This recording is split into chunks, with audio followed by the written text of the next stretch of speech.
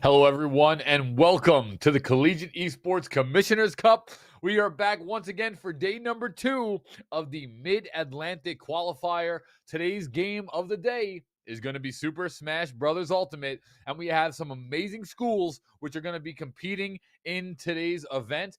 And I just want to actually pull up the list here because I actually want to go through all the list real quick. And that list really fast is we have Old Dominion ODU Esports, Mount St. Mary's, we have NJCU, New Jersey, Howard Community College, we have St. Thomas Aquinas, as well as Loyola. So we have 6 different colleges competing today. It's going to be group stages to start out the event, which will the winners of those group stages will then make it into bracket play to finish out the remainder of the tournament, which will be concluded today for the Super Smash Bros. Ultimate portion. Round 1, we have Old Dominion taking on New Jersey City.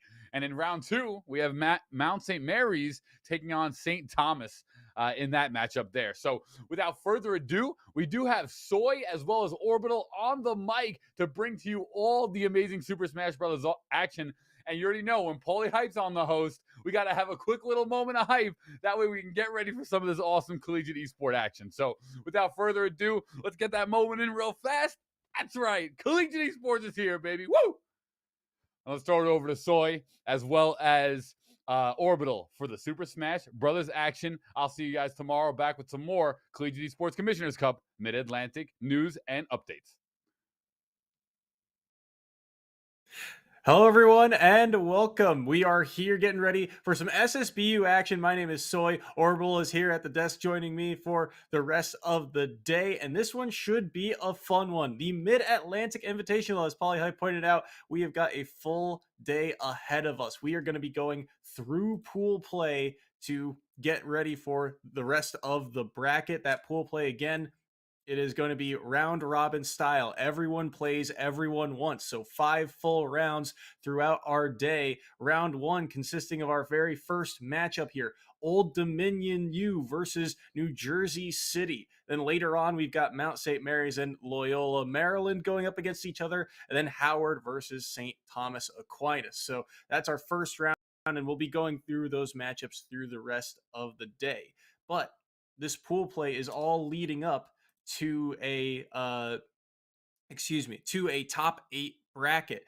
These 6 teams are competing for those top 4 spots. Those top 4 spots, well, they play through a single elim bracket, and the winner of this entire event ends up going into the CECC national bracket being held in Atlanta later this year. So it should be a fun day overall as we are getting things worked out here on our end. I mean, I'm excited for today.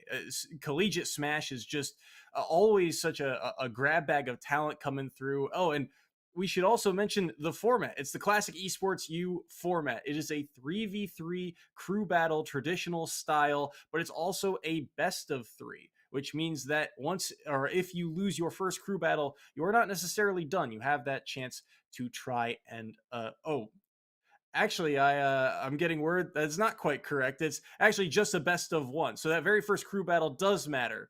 My apologies. But yeah, no, that traditional crew battle format makes things even more interesting because, that very first matchup, every single stock becomes even more important. Either way, should be a fun day ahead of us. And, so we get things ready on our end. That very first matchup, again, Old Dominion U get the first matchup of the day versus New Jersey City. Now, these teams are just invitationals, so they did not go through the whole league play to get to this format. They were just, sign up and you're in, and we get to see what kind of talent gets brought to the table. Should be a lot of fun.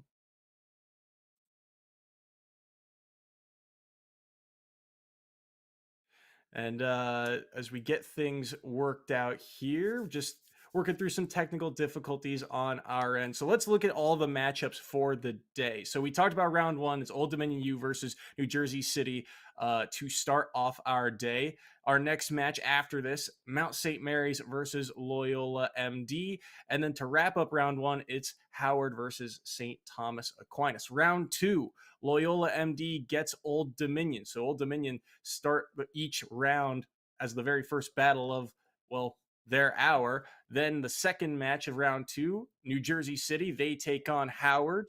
Mount St. Mary's also will then go up against St. Thomas Aquinas for that second round, and so on and so forth. And now we are getting word that the matchups are going to be, well, starting shortly, and here they are. Again, round one here, Old Dominion versus New Jersey City. I believe this is Old Dominion on the Villager Byron fan, and Rampage for New Jersey City on the Joker.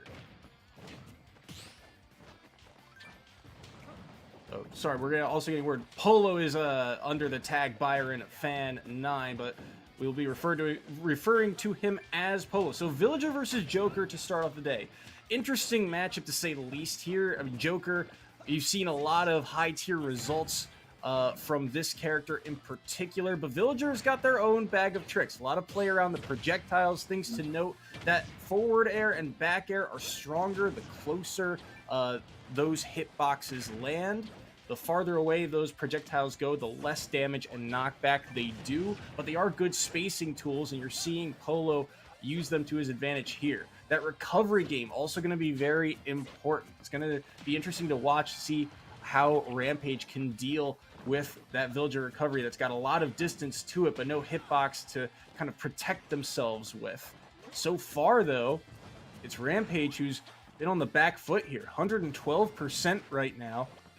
Still trying to find a way to take this stock. Byron right now at 78 and continuing to chip away. And Villager's got a decent amount of just raw, strong hitboxes, including that bowling ball to take the first stock via the edge guard. So it's Polo to strike first and take that first stock here. And Kilo Miles is here to join us at the desk here. Miles, how's it going? Oh, it's gone good, so I'm excited to see NJCU on the podium. They were formerly a major force in Eastern esports, and I'm glad to see them.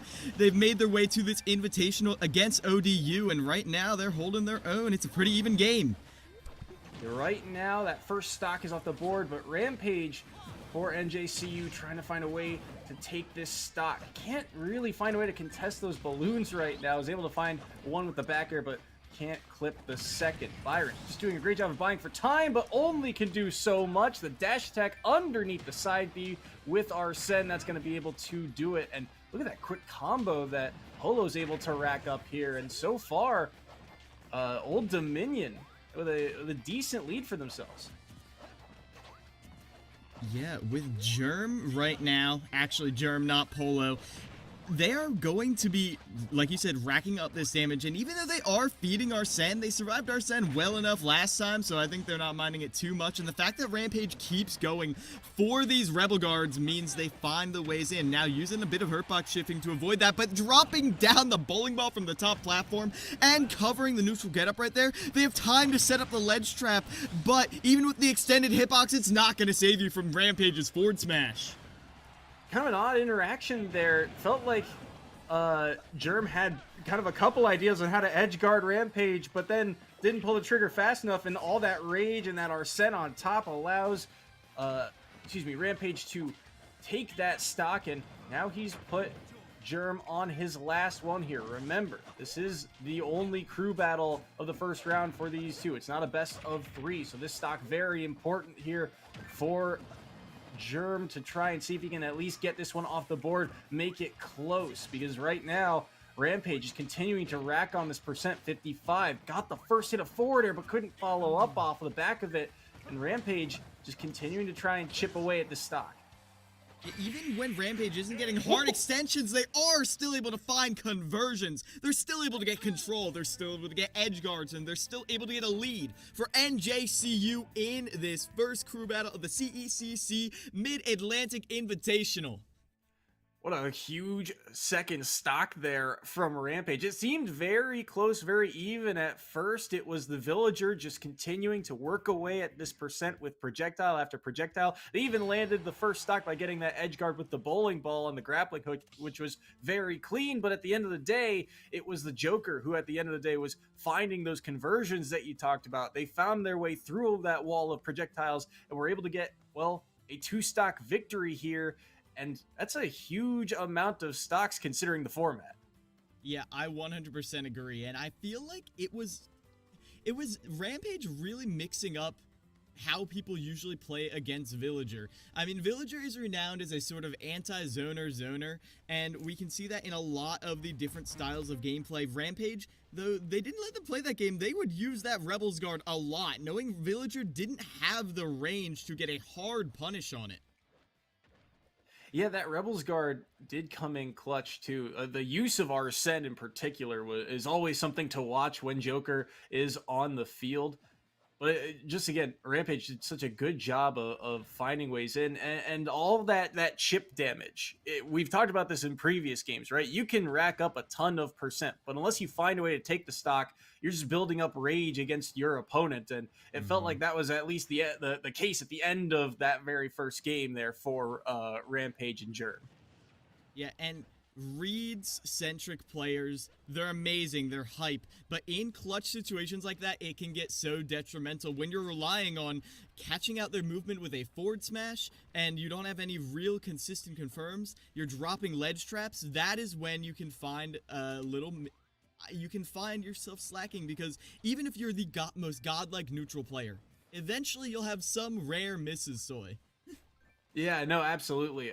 You can only, get away with that kind of movement for so long, I guess. And right there, Germ couldn't quite, hold on. And in fact, it was a huge stock that Rampage pulled off on the second one. The fact that he's got 2 stocks headed into this format, remember, it's only 3 players per team. You got 9 stocks in total. For him to only drop 1, for him to hold on to that second stock, means that the score line here is still 8-6. And those 2 stocks, I mean, Joker, too, is just a well-rounded character, so it seems like a decent blind pick, too, for New Jersey City to go with in this very first round.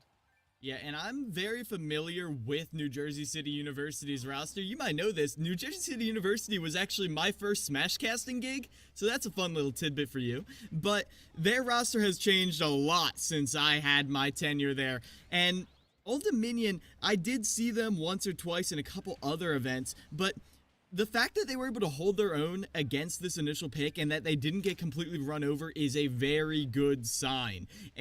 Like, when your opener, especially on a more mid-tier unorthodox character like Villager, is able to hold their own against the top tier, that is a good omen. You might be able to make a comeback here.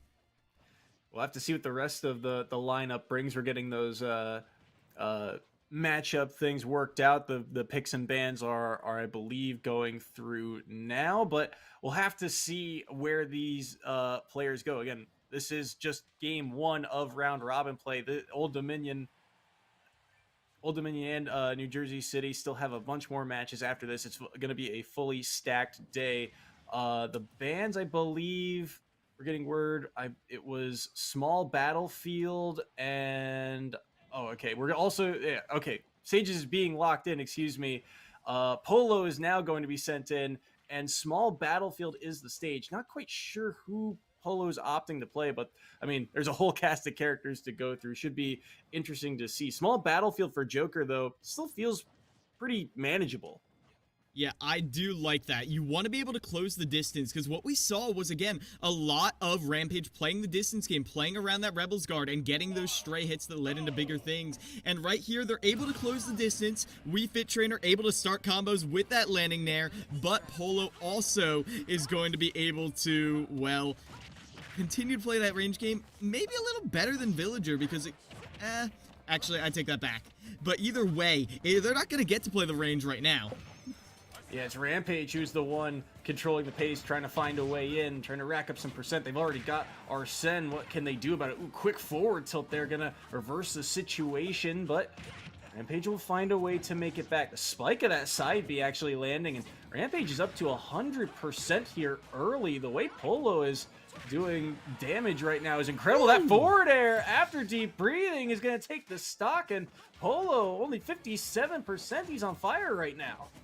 We Fit renowned for her anti-airs, and the landing nair pops you right up into them. That's why she loves that as her combo starter. So you've got to be aware anytime you're in We Fit's threat zone, though even if you're on the ground right in front of her, as you can see, she can poke at you with that jab, continue to swat at you with headers. Rampage might not even be able to get a stock as they're being lapped in percent. Yeah, that percentage, ooh, good parry, twice, oh my, Polo feeling it right now. Stuck on the ledge. Ooh, the down smash, good idea, but couldn't quite get the read. Rampage now. On after that dash attack, the soccer ball setup. What a great Rebels guard. And the early counter, they're expecting a runoff order, but the spike of the side B is going to do it, and Polo evens things back up just in the blink of an eye. 6-6 right now between Old Dominion and New Jersey City University, and what a frankly impeccable display we just saw. I loved that bit of option coverage. That header, it can be very risky at ledge, but most people don't respect the fact that it has a hitbox on the actual hit. When you hit that volleyball, you're actually spiking it down. I mean, it's a header spike. That's what you're doing. And so by abusing that, by getting right in their face, they're able to cover a sort of drift out aerial and just a normal get up like we saw right there.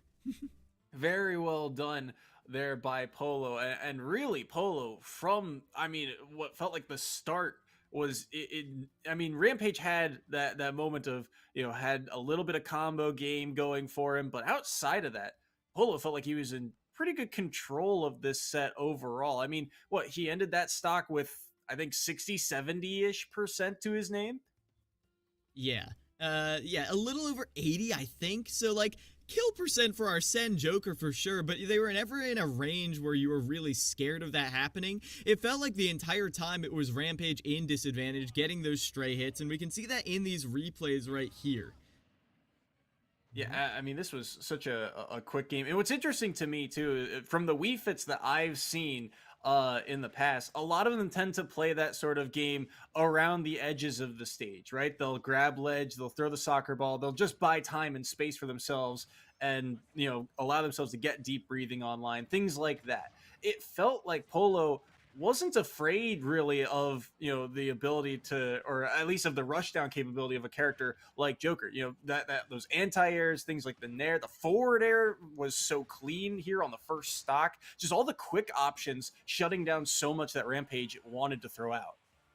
Yeah, and now that I'm seeing it again, I feel like Polo was able to get in Rampage's head. Both of those stock takes, Soy, came from reading a jump at ledge, or rather a ledge hop.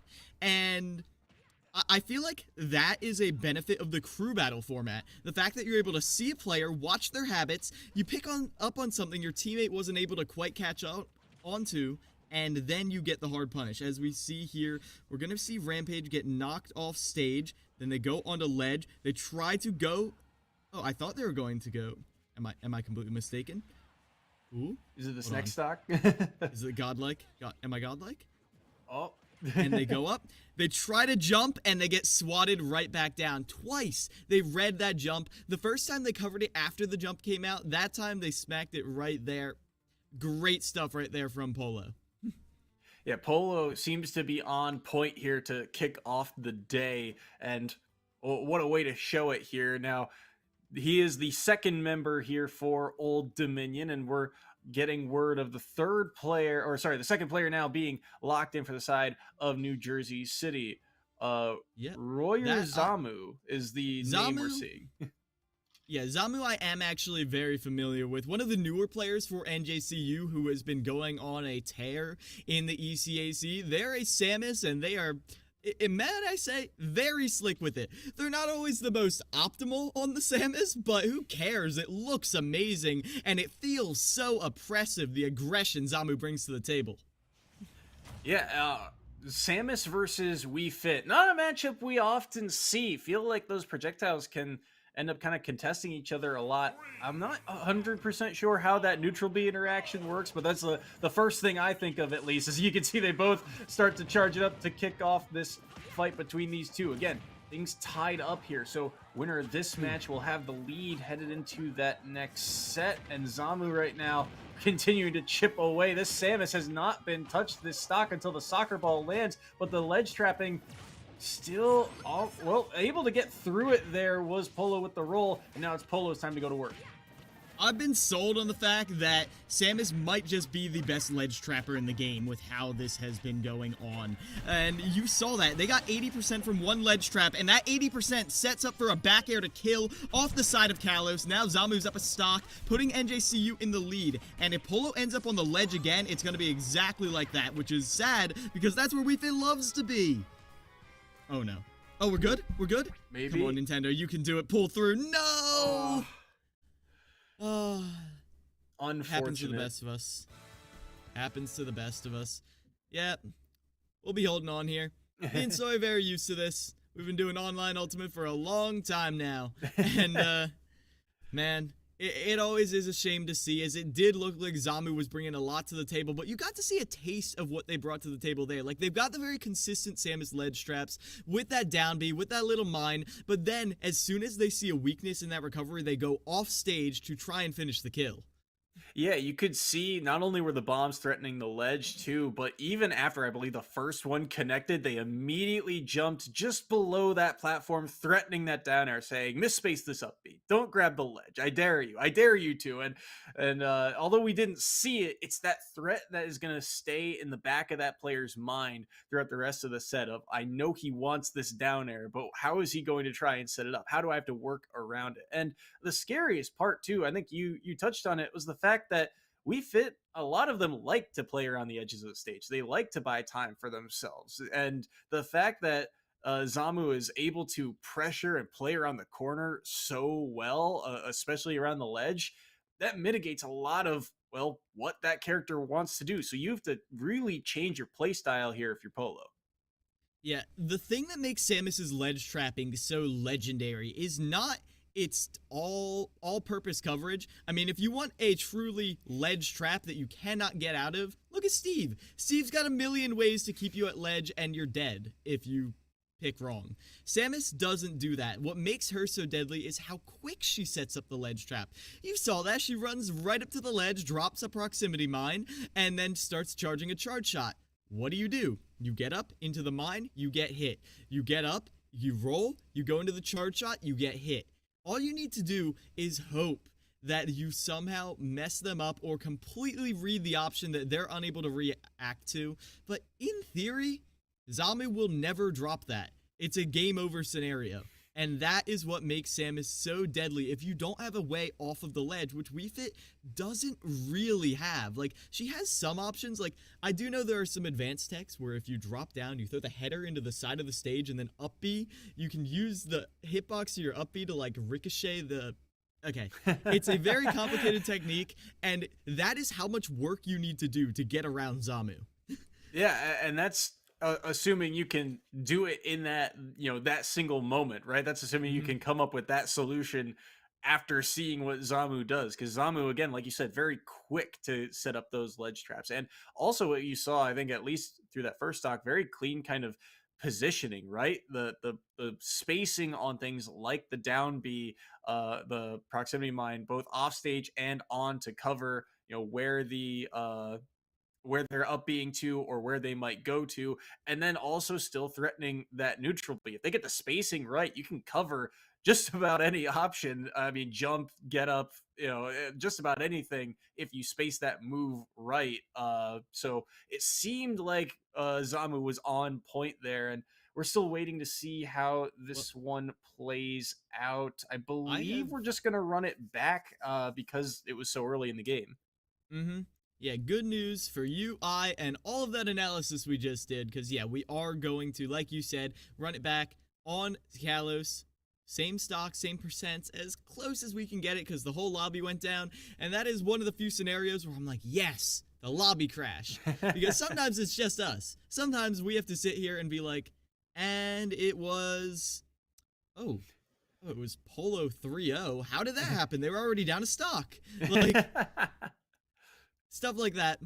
I'm glad we don't have to deal with that. We are going to be getting to see the rest of this game because this is such a pivotal game. If whatever team goes down here, you're down to your anchor, and you have the chance of your anchor being crippled as well. And then, oh man, then you've got to worry about so many other things. So here's your chance to make things as even as possible for both Old Dominion and NJCU. And the fact that these are, the second players of the roster of 3, to be on your last player early means you give, your opponent that chance to try and counterpick, right? Because they don't necessarily know, neither team necessarily knows who the third character is or who the third player plays. But if you have to send that person in early, now you give that little bit of extra information to your third team member, to your third player to say, okay, I want to go to this stage, or if this is the matchup, I want to play this style. And that extra bit of info, every little bit helps in a format like this. So having that ability to at least have the chance to counterpick could be really beneficial for these two teams, especially here early on in the day. Yeah. I mean, you hit the nail on the head. The best case scenario for both teams, and I mean both, mutually beneficial, is to get down to that last hit, last stock. Because either way, one team is going to get the counter pick, one team is going to get a player advantage. It evens out. It evens out. So that is what they're fighting for. Obviously, you want to get a huge lead, and that's what Zamu was gunning for. But we saw how Polo was playing against Rampage. It is not going to be an easy feat whatsoever. So hopefully, fingers crossed, we're going to be getting back into this game as soon as possible. Everyone in the audience, I thank you so much for your patience as we're getting into this.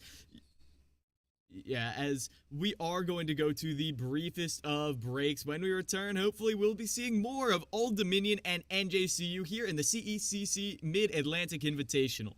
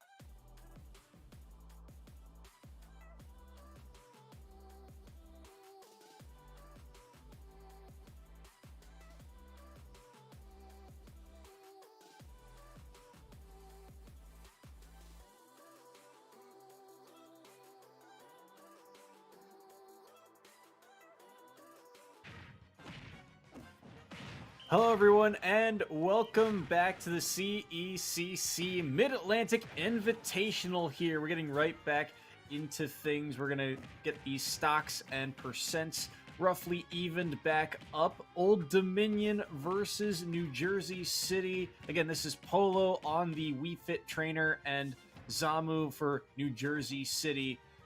And we're getting those percents evened out. Looks like this is about right. 120 on Zamu to Polo's 0% on his second stock, and I think we'll be getting things underway here momentarily, just getting the all clear. They actually put the 1% on. You love to see it. Competitive integrity right there. Here on Kalos, as Zamu tries to continue this slight lead they have, but one hit from Deep Breathing Wii Fit will finish them off right here. Zamu is very well aware of that, though. They're trying to put them in the corner, but that Salute the Sun will finish the stock. Just enough on the Salute the Sun, and early up B. Interesting. Zamu, he'll be able to get away for just a moment, and things evened back up between these two. But here, oh my goodness, he spiked the tether. That was so quick and so clean. Blink and you miss it. I mean, Zamu, that seemed like the smart option, and Polo read it like a book. Yeah, we've barely seen Zamu go for that tether. I mean, it's one of Samus's best recovery options, but still, I love that. Using the low lag down smash to not overcommit on that. If they roll in, they're dead. If not, you have little enough that lag where you're not getting punished. As Zamu tries to reestablish stage positioning, but right now, it is Polo who's using the large bounds of Kalos to avoid most of Zamu's threat range. Yeah, right now, Polo playing that classic Wii Fit game of playing to the corners right now, but they'll be able to make it back to stage, take a little bit of damage from the missile, but that was really it. They get out for the moment. Zamu right now on the left side platform of Kalos. Can't find a way in through that soccer ball. Is at 78%, and it continues to rack up thanks to that forward tilt. The missile actually drifting around the down tilt, and Zamu able to make it back to stage once more. Charge shot misses. Last hit of the forward air connects there on that platform, and Polo is now down to their last stock. Yeah, right now, this is looking dead even. And I'm saying that because Polo is at ledge, but they're able to roll right on past. Zamu's not correctly positioned. Oh, look at that little mix-up, but Polo still gets the lead right there. Able to stomp Zamu straight into the blast zone, and just like that, it is 4-3 in favor of Old Dominion.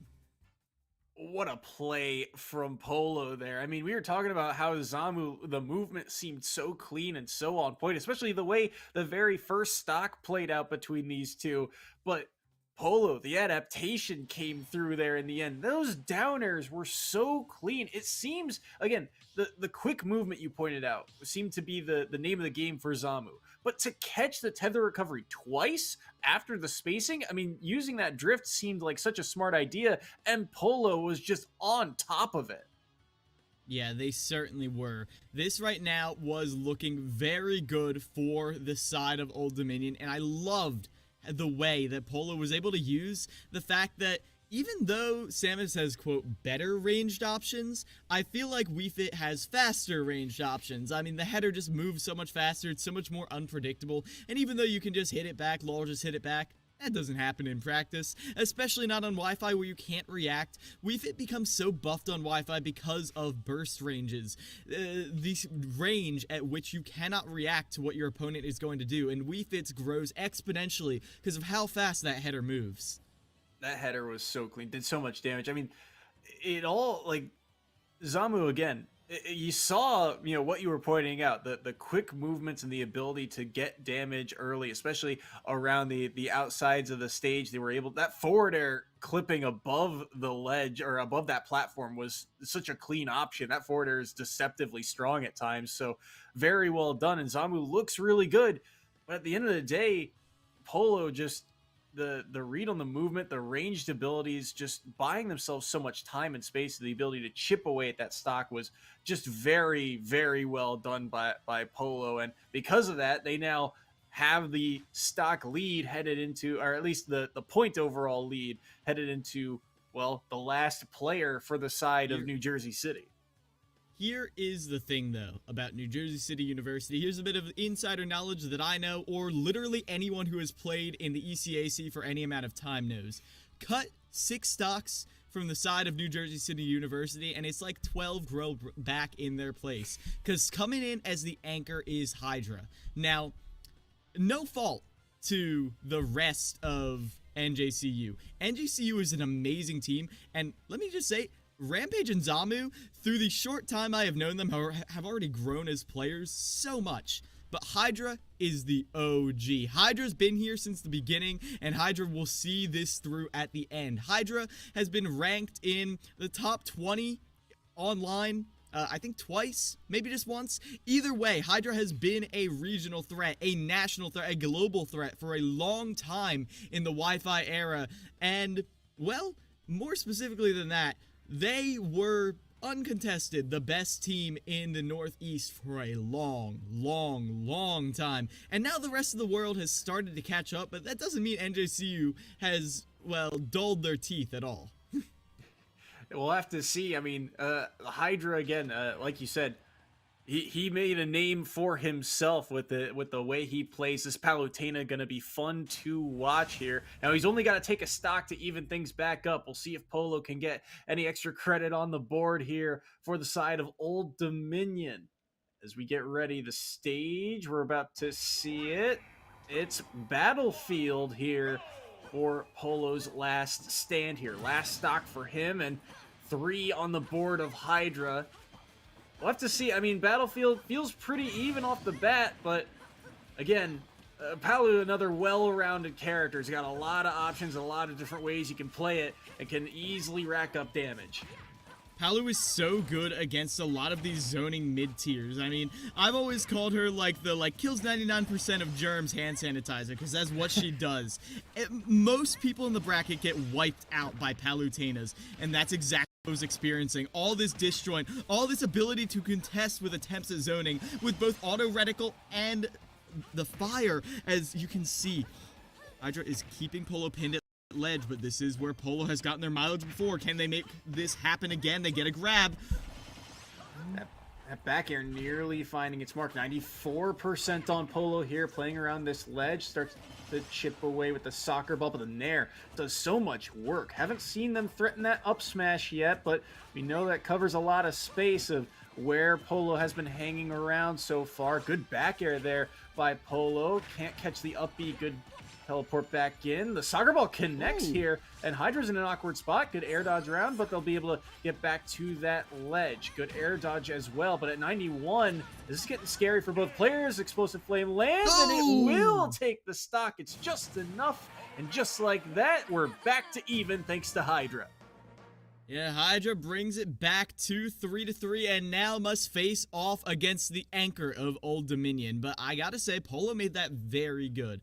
I liked what Polo did off of one opening. They tried to hold on, but they didn't push the envelope, which normally I would have liked. Like, I hate to see players get a lead and then overcommit and lose it. But Polo, they got a lead. They got advantage, and then they shielded, trying to bait an aggressive option for Hydra. An aggressive option that they did. You see what it was? It was a Nair, a perfectly spaced Nair that shield poked the low shield that Wii Fit already had. And just like that, the opening was Hydra. Even though Polo did the right thing, they didn't realize their shield health was a little lower, and they got poked, and then all of a sudden, they're dead.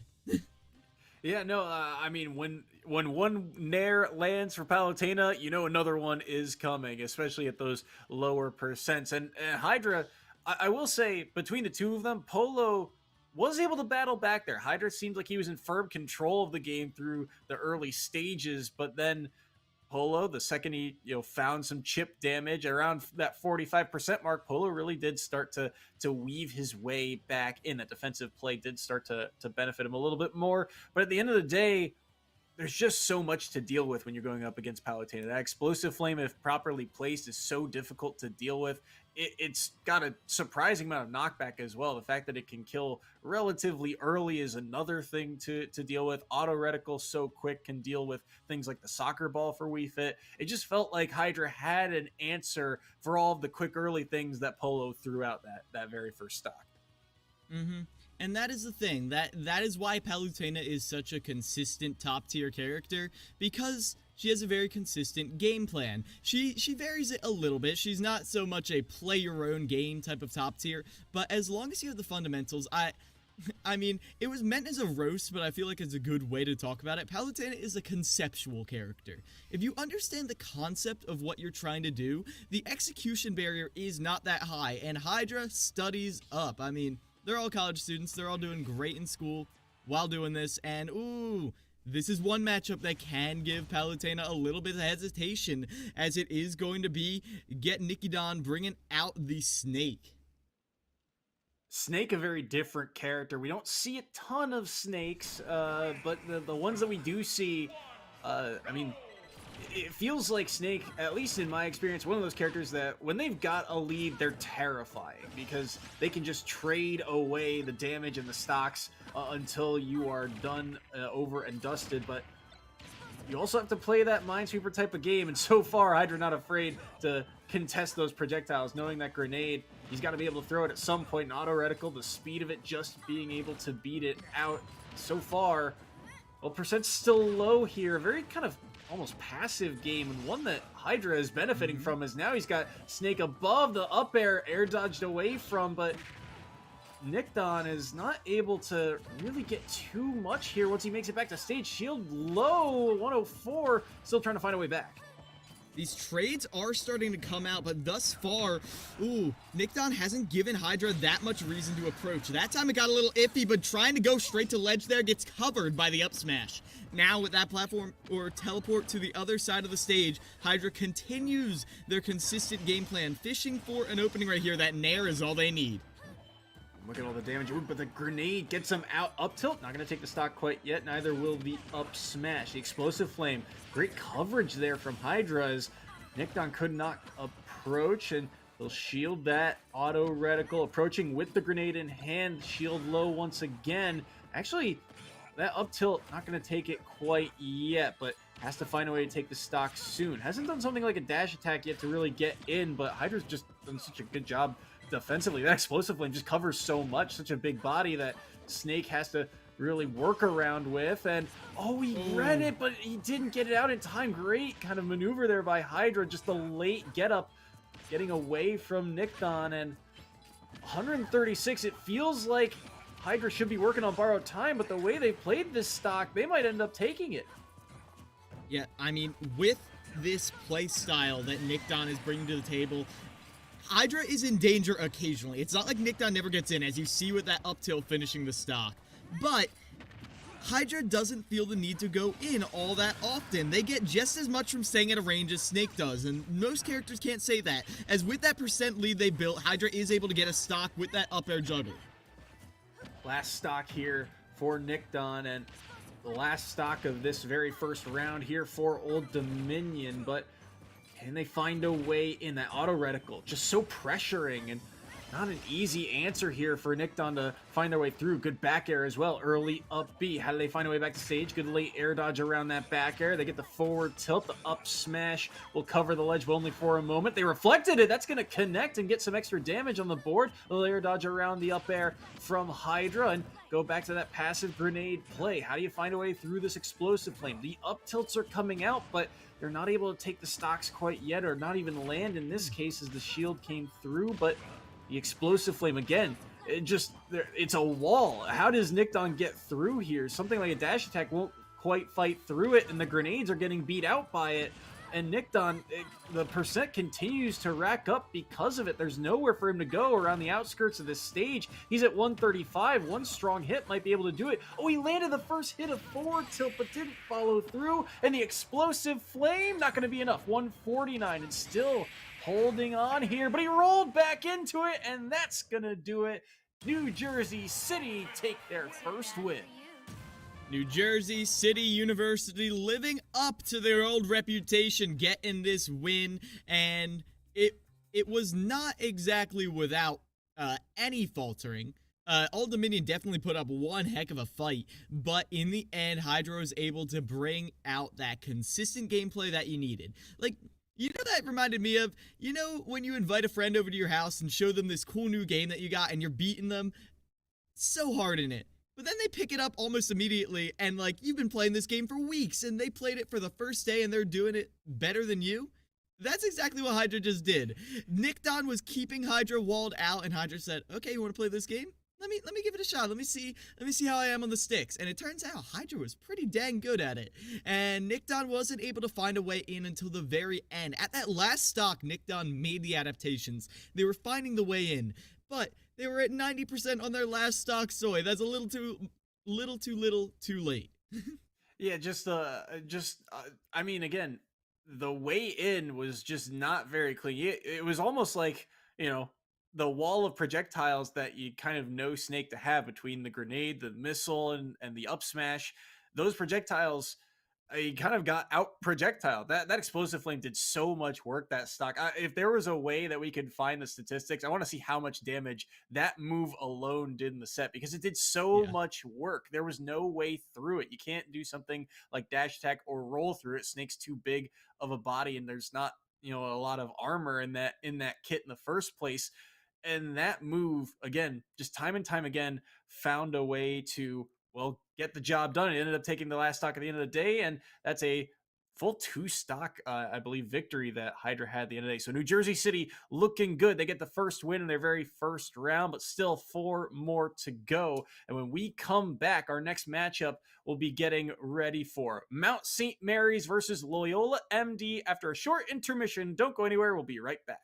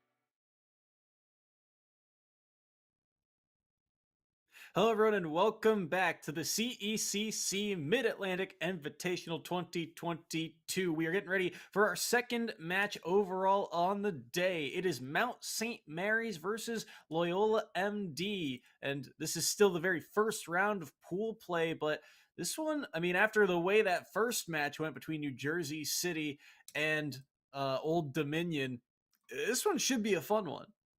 Yeah, I mean, with the way that this is our last chance qualifier, a lot of these teams didn't always. I mean, a lot of these teams, we didn't get to do the deepest of digging on them. The one thing I do know, universally, is that these teams are hungry for this spot.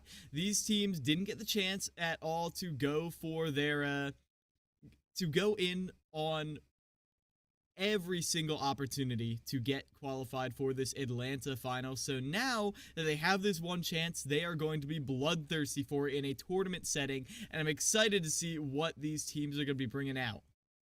We'll have to see here again. This is just round one of pool play, but we are about to get underway here. First match between these two. Wolf versus Terry to kick off our day. Sherman for Mount St. Mary's on the Terry versus Amp, I believe, for the side of... Wow, already excuse me. For the side of Loyola MD, the Spartan. This is not Loyola MD. This is St. Thomas Aquinas College. We might not have been in the correct match. There we go. But yeah, I do know St. Thomas. Yeah, I saw them just last night, and they put on a pretty good show, but they ultimately weren't able to win it out over, I mean, maybe one of the best college teams in the world, Bay State. But now they're going to get a chance to show what they've really got, as this Terry right here went on a tear. We'll have to see here. Ooh, 111 to 69% of the dash tech. Yeah, that should just do it. So Sherman able to take that first stock off the board, but Amp is the one right now who has to find a way to try and even things back up. And this is where things can get kind of scary. At 88%, not quite at kill percentage. And if you do any more damage, that go will start to come online and the extra power can start to come in. So Amp is going to have to play very carefully here. 99.7, so 0.3 separate Terry from go. And at 48, I mean, that's almost kill percent if Amp doesn't play carefully here. Gets that forward throw off stage. Down smash won't land. And Sherman waiting for his opportunity. Oh, pulled the trigger maybe a little bit too early there. Beautiful full hop to avoid that. And an unfortunate mishap. Getting the flip off the stage. They are going to up B right into the underside. Now the shield pressure though. Those down tilts. Pompey not able to find a way around that, as now Sherman gets grabbed at ledge. Down throw dash tag, not quite true at 0%, despite what Wolf propaganda may tell you. 112 right now after that hit to the 12% of Sherman. And yep, just the side B. That move in itself has got a lot of knockback, and it comes out pretty quickly. So Sherman already with a decent lead here. Only 10% here on Amp's last stock, and he continues to chip away at it. Terry just so good at connecting hit after hit and racking up damage. But Wolf can also do a lot of work, but may not get the chance to, because Sherman is just finding ways to connect all of these hits together. 86 right now. Amp still in the corner here. Reverse hit in there into forward tilt, gonna knock them away. Almost found the forward smash, but the down B ends up saving Sherman and getting him out and getting even more percent on board. Tried to read the roll away. The power dunk, is it enough? Yes, it is. It's Sherman with 2 stocks on the board to take that first game. Yeah, the 1-2, buckle my shoe right there from Sherman to clean that up, and that's all you really need. Those simple Terry bread and butters will get you so far. And some characters, they're able to, SDI down and in, they're able to get out of those jab power dunk setups, but against a fast faller like Wolf, at most percent, sometimes you just can't. Especially online, sometimes you don't get all the SCI inputs, and you're not going to be able to get out of that combo. So it will be Ampe falling initially right there, as, yeah, we're able to see in these replays exactly how that went down. I mean, it really felt like it was Sherman just closing the distance, And even though Ampe was getting a lot of stray hits, it was Sherman who got so much more mileage after every single touch they got. Yeah, I mean, and that's almost the Terry playstyle, right? All they need are those 2-3 hits that they can string together. They find a jab, they can instantly convert it. They find a down tilt, it's just going to be so much damage. And Wolf, I mean, not necessarily the lightest or heaviest, but when you're eating so much percent and you have those limited recovery options, you're only going to buy yourself so much time. And Ampe just not able to really get the full kind of extension off the back of it. You saw some kind of glimpses of good ideas, right? Things like the reverse nair hitbox, right? The backwards hit of that nair into forward tilt to try and buy him space, kind of tricky movement like that was really good, but those opportunities were few and far between. Yeah, as we're looking to get into the game soon enough now, but coming in next to face off against this Terry is going to be Derpiger from the side of St. Thomas. Now, Derpiger I got to see just last night, and they got a couple very sizable wins.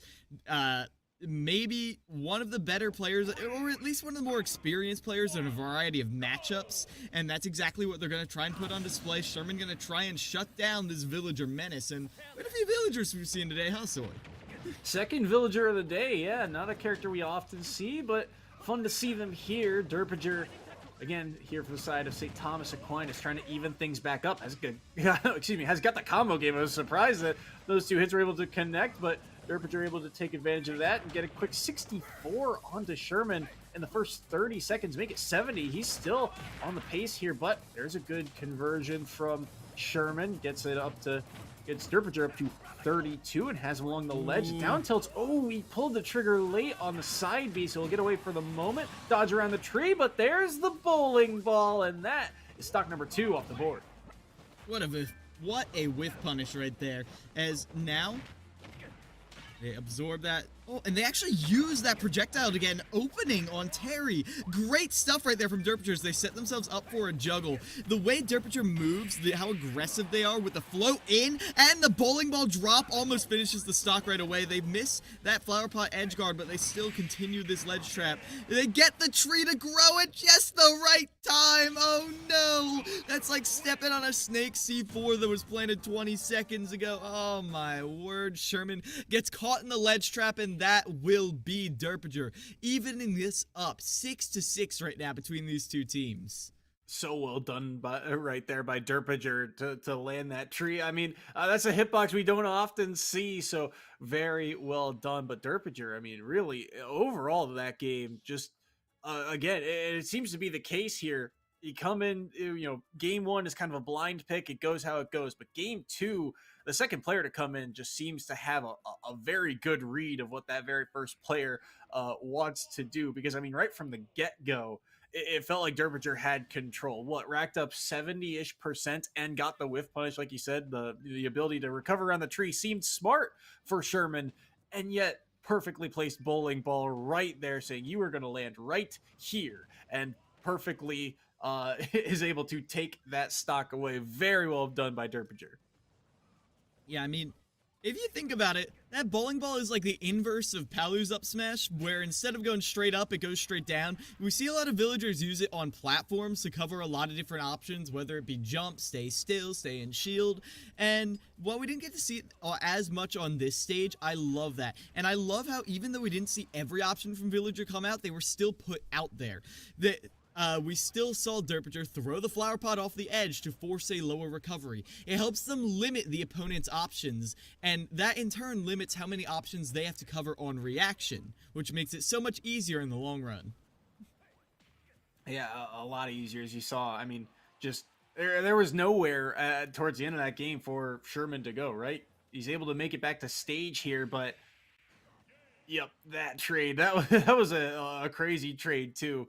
For Derpiger, but still, things even back up because of it. Did not drop a stock, so it's 6-6 headed into game number 2. I believe we're getting. Actually, we haven't seen who's going to be locked in quite yet for the side of Mount St. Mary's, but we'll have to see here. The way that Derpiger is playing, this villager it's going to be interesting to see who they counterpick. Because again, Villager, again, one of those characters not necessarily considered to be one of the higher tiers, but also, as you're seeing, can do a lot of work, can do some decent damage. You even saw in the last set the Villager just being a blind pick into that first round because, well, it's such a rare occasion. You know, sometimes it's just kind of that matchup check. We're going to see Zelda being locked in as the counter pick here. And I like the idea. It's going to be a matter of execution, though. I think that's going to be critical here. You're 100% right, as you've got to be very careful with what you feed this little child. I mean, it can stunt their growth. And that's exactly what's going to happen if you end up feeding them that Phantom. Because that Phantom is a projectile, Soy, and if it gets pocketed, then Zelda does not have access to it. And that is one of Zelda's major ledge trapping tools gone, and you know Derpager is hungry for that opportunity.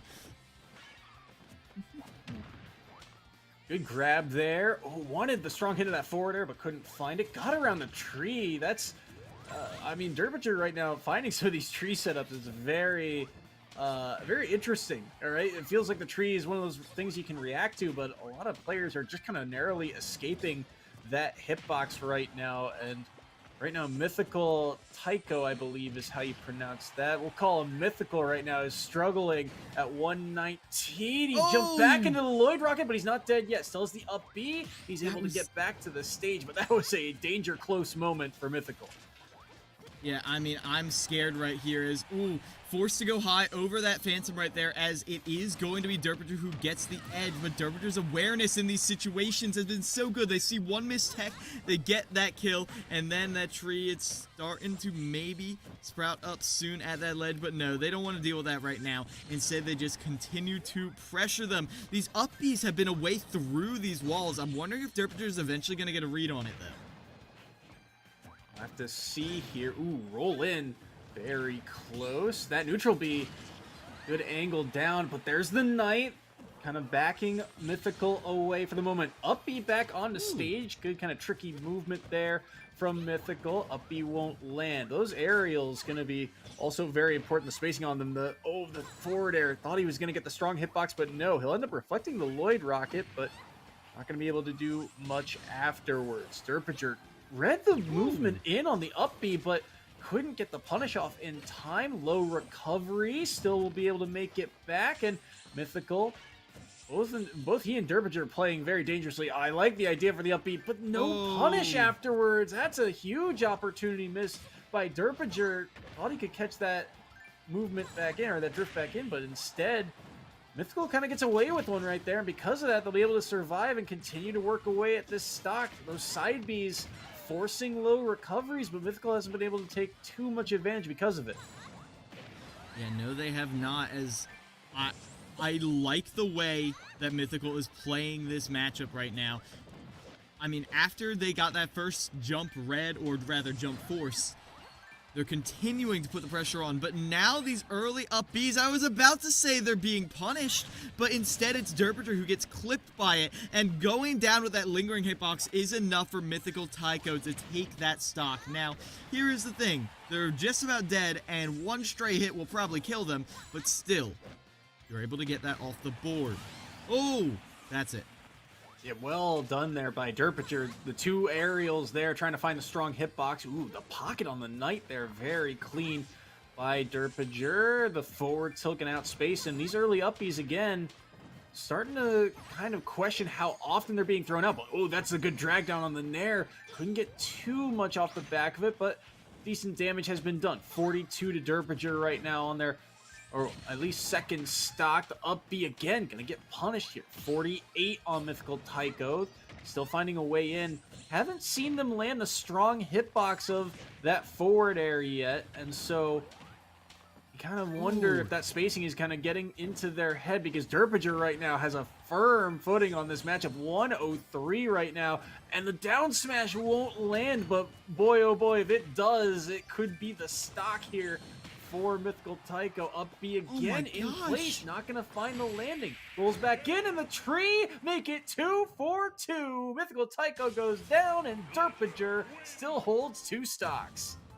2 words for you, Soy, right there. Lloyd Rocket. That was what dictated the entire pace of the end of that. It's almost like Snake pulling a grenade. They're able to drop that Lloyd Rocket, and if you teleport into Villager, you're going to set off the Lloyd Rocket, and sure, you'll get a hit on Villager, but you'll also blow yourself up. And that's why we saw they initiated the teleport, the Lloyd Rocket came out, and then they teleported straight into the ground. Because if they went into Villager, they would have died. But again, that just felt like Mythical Tycho couldn't quite get the adaptation ready in time to deal with what Derpinger brought to the table.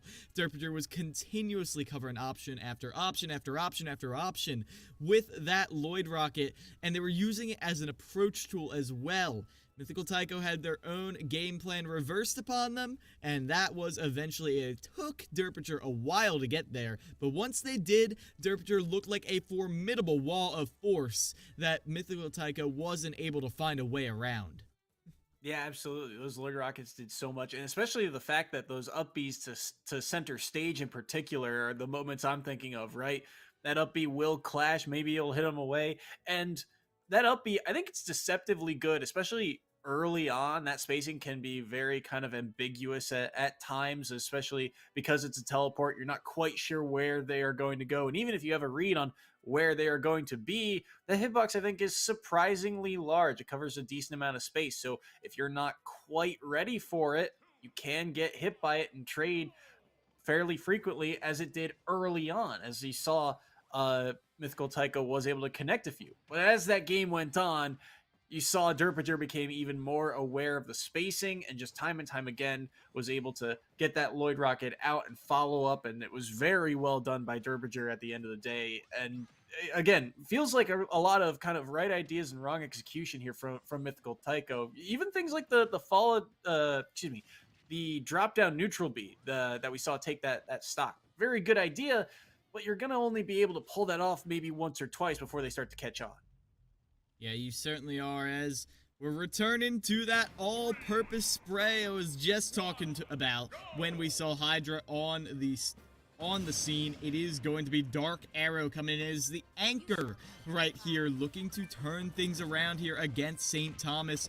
One more chance right here, and I talked about how Palutena does so well against these zoner matchups, but as you can see, she's just getting swatted around. Palu hasn't gotten the chance to put a move out. Finally, she does, but Derpinger still covers it. Derpinger doing a good job right now. Only 6% here on that second stock. Remember, this is the last player for Mount St. Mary's. Their last hope to get a victory here in round number 1. And taking a loss here, it's not the end or anything like that. It is only round 1 for them, but it does mean that they will be on the back foot for the rest of pool play. Good air dodge in, but Derpinger starting to catch on once again. Only 38% so far, and the forward airs continue to chip away at this stock. 106 right now on Dark Arrow. Caught there, no jump. Early up B spike indeed. The down air is so clean. Derpinger has tied up the stock count. And now with that tie, you can see, oh man, the aggression comes out right here. Derpinger has always been aggressive, has always been so powerful. The way they drift in with their forward airs, but not always, makes it so ambiguous. And they stall their momentum as well. They use Villager's floatiness so effectively, getting the shield on that reflect right there, and they rocket, and their body is, oh no, the curse. Game 3, is it gonna happen again? Oh, so tell me it isn't so. It's every time. It's like you said, it's almost always the pivotal games, right? The last moments, either game 2 or game 3. But unfortunately, there you see the disconnect. But that's on our end. So we'll have to see what comes of it. But I mean, again, feels like Dark Arrow. I mean, you saw some good moments there, but Derpinger, I feel like he's just playing on fire right now. Feels like momentum is on his side. Yeah, I definitely agree right there. And momentum, I really feel like is the best word for it. The way Derpinger plays. I was talking about it. I'm like, It's weird how Derpinger, they sometimes drift in fully with their fares, but not always. What is that? And the reason it feels so odd, the reason it's not just a mix-up, is because Derpinger starts with maybe a little drift back, maybe a little neutral drift, and then they get a hit. And then they start drifting forward a little more, slight drift in, and they're hitting the fares, and then full drift in. And that is exactly what they did to clean up in the end. Derpinger even won with 2 stocks. We're getting word now. It's unfortunate we did not get to see the end of that match, but St. Thomas Aquinas University is going to be your winner right here in this first round. Yep, so that is the win for St. Thomas Aquinas. That's their first win there in that first round. So they are now 1-0, and Mount St. Mary's, they fall to 0-1. But again, this is just the first round of the day. There's still plenty more SSBU action to come, and that is just round 1 overall. We got that third match coming up. I believe it'll be Howard and Loyola, Maryland, coming up soon. Actually, we're getting word that it's going to be NJCU versus St. Thomas Aquinas coming up. So that should be a fun one. And the way that we've seen these two teams play, well, it could be anyone's game. We'll have to see. After a short intermission, don't go anywhere. We'll be right back with more CECC Invitational.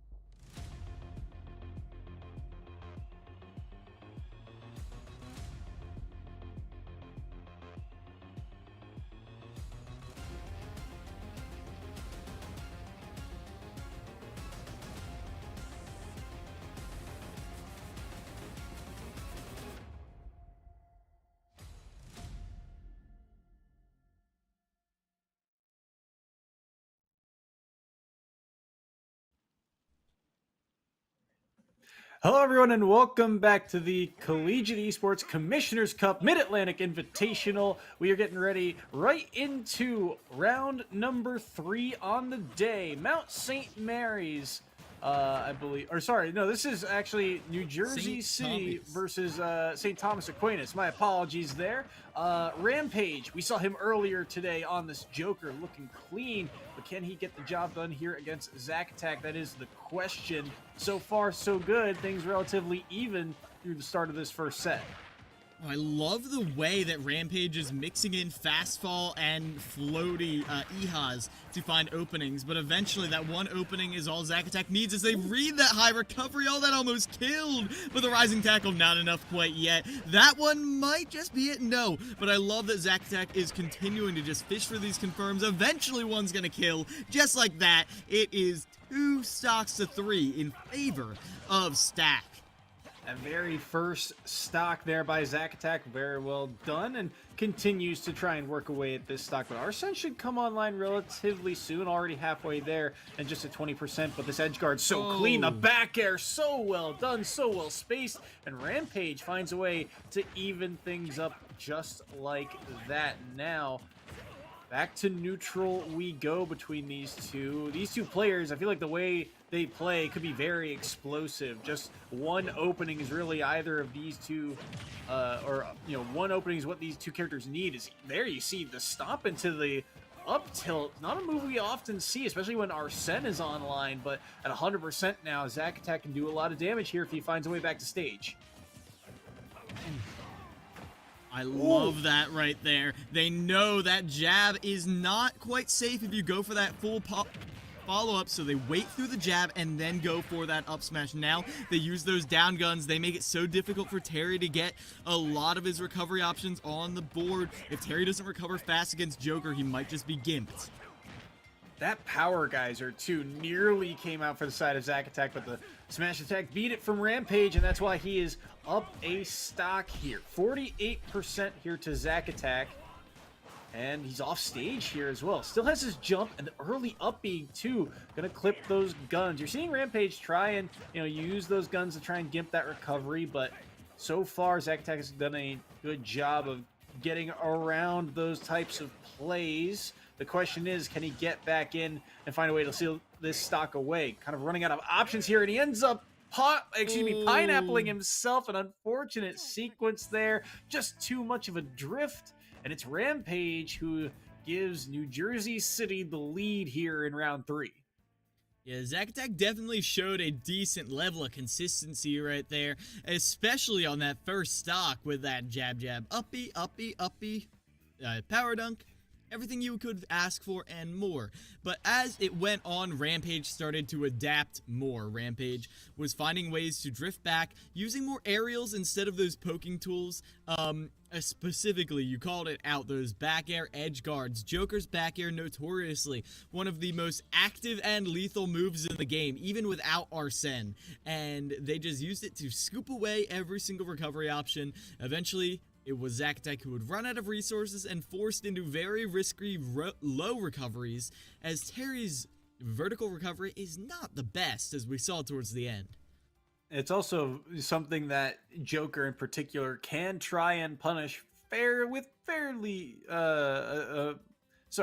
a decent amount of success, or it is at least relatively easier, although for the most part, it seemed like he was able to get around it, especially in the early portions of that set through the mid game as well. But at the end of the day, it is Rampage getting the lead there via 2 stocks, and that's a pretty decent lead, similar to what New Jersey City was able to do in that first match of the day that we saw them in. And so now you have that question of from the players that we've seen from Thomas Aquinas. We saw Ampy, the Wolf, in that very first set. We saw Derpager really clean house in the last match that we saw. We also know that Neo Joe is a player on this roster that we haven't gotten the chance to see yet. So now you kind of have that question of, do we send in the designated hitter and a player like Derpager early, or do we maybe see what Amp can do? A Wolf Joker matchup seems very volatile, and I think they're going to opt away from that here and just see if they can take out this Joker early. Derpager coming in here as the second man for the side of St. Thomas Aquinas.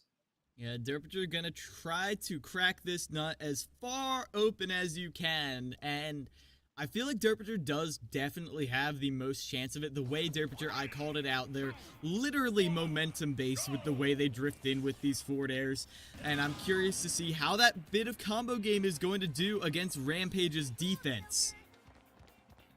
We'll have to see if that is the question here. I feel like there's a little bit of maybe a stage Lag? discrepancy here, or lag test coming through. As you see, Rampage, he's ready to go. He's getting the tech ready. He's got the walk in place, and we'll get those things sorted out momentarily. But Villager Joker, we actually saw in the very first match. This is something that Rampage was, well, already playing in earlier today. That very first match of the day, he played up against a Villager. But I will say, Derpinger's Villager, a different being, but a similar, I think, game plan already coming through. Good use of Rebel's Guard to get Arsene online early, and he's able to up B and get back to stage before that bowling ball connects. Does the early Arsene matter? If you cannot lay a finger on them, they pocket that countered. Oh my gosh, that is a super powered Lloyd Rocket right there. And now Derpinger has access to a double Lloyd Rocket. That is terrifying. In that back pocket, oh, there it is. They use that to bait it out, but Rampage gets the counter on it. And now they have another Arsene at their first stock. But is it going to be enough? Oh, that lingering hitbox forces a high recovery right there, and Derpinger is there to cover it. This option coverage, can you believe that they've gotten 2 Arsenes, and look at this, they're only at 27%.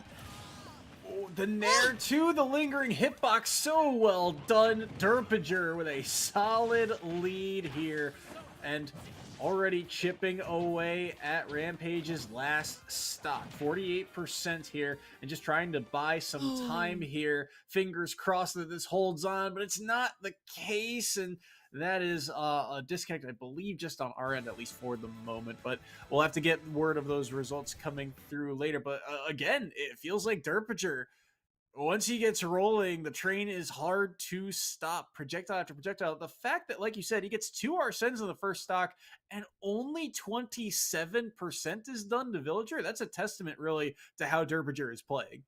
It really is, and I feel like it is, like, I talk about option coverage, but the more I look at it, it's less of coverage and more Derpinger forcing options and then punishing you for choosing the correct option. Like, there was an instance where someone was covering at a low diagonal range. What did Derpinger do? They threw out the flower pot below them. They had to jump. Otherwise, gravity would have finished them off. They would have fallen into the flower pot and died. So they jumped, but they jumped right into the Lloyd Rocket that was right there. Their aerial drift wasn't enough. They would have had to do some incredibly tricky movement. They would have had to jump up with a neutral air dodge. Who does that? Nobody. And Derpinger knows that. They force these options, and then when you're not prepared, 100% prepared to escape from them, that is when they get the actual follow-up. And that's a whole almost mind game in itself, right? To force those situations in the first place really goes to show how Derpinger is playing. Even using things like you said, that whole interaction of the reflected Lloyd Rocket as a bait to find another opening. That was really well done by him, and we're still waiting to see the results of that game. But the way he's playing, actually, we are getting word 1 via a 2 stock there. I believe he's holding on to 2 stocks headed into that next match. So really solid stuff from him to get things almost back to even. He did, or no, he dropped in 0 stock. So it is back to even for that upcoming match. Now he will get a chance to be counterpicked in this next one. But again, the way Derpinger is playing, I mean, he feels like one of the stars of the show for this St. Thomas Aquinas roster. Yeah, and here comes the kicker. Do you send in Hydra now? I feel like Palu maybe has a little bit better of a matchup than Samus. However, sometimes you like to save Hydra in your back pocket, and by sometimes, I mean pretty much always. NJCU is a very traditional team. They save their anchor for last. Oh, okay. Ooh. NJCU, come on. Are you listening to me? Are you in my walls? I know I'm in Jersey, but you're not that close. NJCU is, in fact, sending in Hydra, which I do feel like is the better call right here. Zamu excels when they're able to put their opponents off stage, and we didn't really see Derpiter force there that often. We'll have to see. Hydra, again, kind of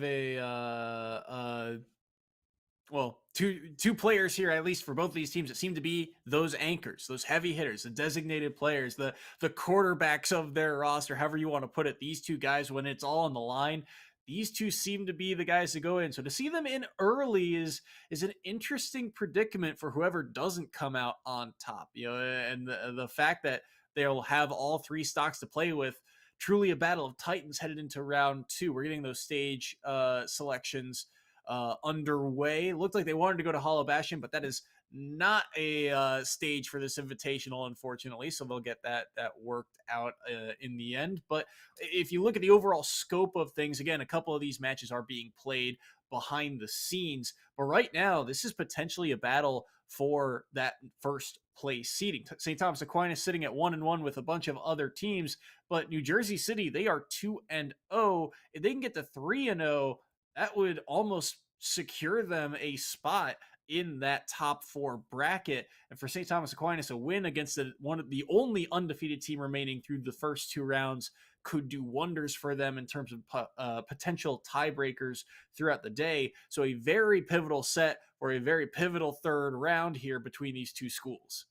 Yeah, and especially because of the players who are being sent in. You called it out at the beginning. It's especially pivotal because these have been the major stock takers for both of these schools. So if you're down and out, if you are pretty much down and out after these players fall, the rest of your players will make a serious effort, but here could be where it is all decided. Hydra versus Derpiter, NJCU versus STAC. 4-letter acronyms, 3 stocks. Let's see how this goes.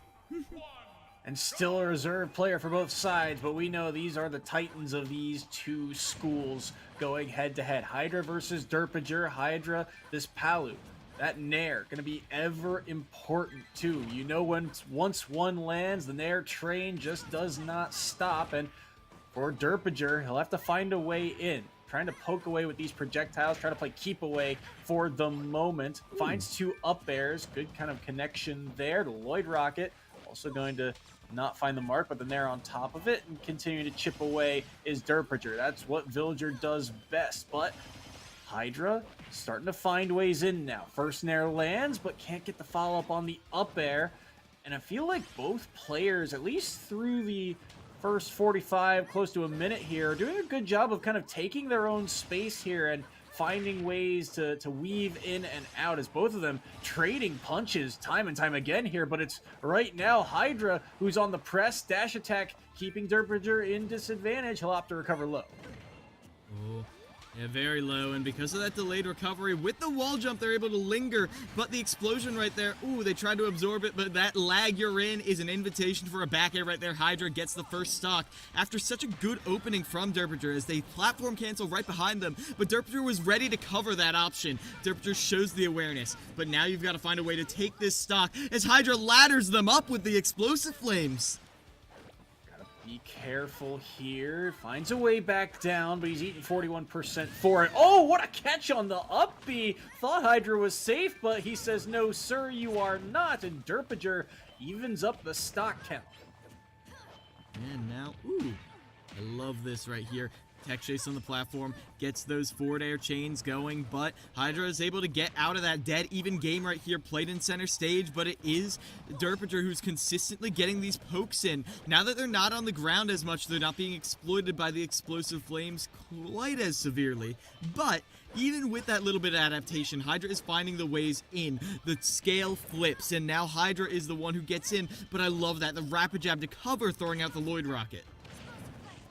Only 3% separate these two at the moment, but it is Derpinger with the percent lead. Still, things continuing to be racked up. Good down air. Once again, no spike hitbox though, so Hydra will survive here. Does find a way to land around that up smash. That was dangerous from Hydra, but still able to get back down to stage. Ooh, the forward air there actually connecting into the last moments of that Lloyd rocket. Crazy kind of connection there. Ooh, early air dodge. This is a dangerous spot. Does he have enough gas in the tank? Yes, he does. That villager up B is crazy strong in terms of verticality. Because of that, Derpinger survives. Yeah, and now, tech chase situation, and you know Derpinger never lets that drop. They get the follow-up right there, and Derpinger takes a lead against Hydra right here. This could be massive right here for St. Thomas Aquinas. Playing under this platform, the drag down Nair. Hydra tries to get the follow-up kill, but they can't quite find it. And Hydra is giving a lot of respect to these big hits, these anti-airs, but they're still getting caught in these trades more often than not. 34%, and Derpinger continuing to work away. Hydra has got to find one of these strong hitboxes here and now. That explosive flame won't find the mark. The dash attack couldn't get it done either. And Derpinger just buying time. Wall jump to the back air. Gonna chip away. 58%. And Derpinger right now doing a very good job of reading some of these early air dodges. Back air is enough, so that one will be able to take the stock. We're down to last stocks between these two. And it's very dangerous, but still a lot of work to be done. And you can see a little bit of patience coming through both ways, but it's the percent that is slowly working in Derpinger's favor. This wall of forward airs and back airs doing so much work. Hydra's been pushed to the corner, gets around the tree setup, but the back air won't land. The axe finds its mark. The chop down, maybe. The tree falls, but it won't connect. The Nair now coming through for Hydra. Finds his way back on the stage into the back air. Can't get a second Nair, and that auto reticle or explosive flame, I believe it was, couldn't come out in time. 37% here on Derpinger. How does he find a way to get more on board? He can't find the landing, and it's just chip away. Death by 1,000 cuts is the name of the game. He finds a way back around the bowling ball, and the jabs at ledge won't work, but now there's so much rage on board. The tech, what a bounce off the Lloyd rocket. Explosive flame won't land. How does he find the killing blow here? 142. He should be able to find a way to kill this Palutena, but it's got to be down to a strong hitbox here. Got to be careful. The Lloyd rocket won't land. And again, these forward airs just continuing to pepper away at that shield. No chance here. Up B. We'll be able to make it back to stage. And what a great lever on all those projectiles. 168. And it feels like one of these moves should hit, but again, just continuing to survive. The DI, the survivability is to on point in the last hitbox of the up air. Derpinger is the one who comes out on top, and it's St. Thomas Aquinas in the lead. It felt almost inevitable that Hydra was going to get that after they kept hanging on to that stock, and then Derpinger. That mix-up at the ledge right there was beautiful. They grab the ledge, they drop down, pressure the shield again with the Lloyd rocket. That's 2 hits on the shield. Now, what would any rational player do? They would re-grab the ledge and hope Hydra doesn't get the punish. Hydra drops shield to punish the ledge re-grab. And what did they do? Instead of re-grabbing the ledge, they fell down with an up air, knowing that Villager's obscene recovery would be able to get you back. Beautiful stuff right there from Derpinger, able to get that mix-up. The 3-hit shield pressure at the end there to close out Hydra's stock. And now, St. Thomas Aquinas have the lead with their strongest player still in the running.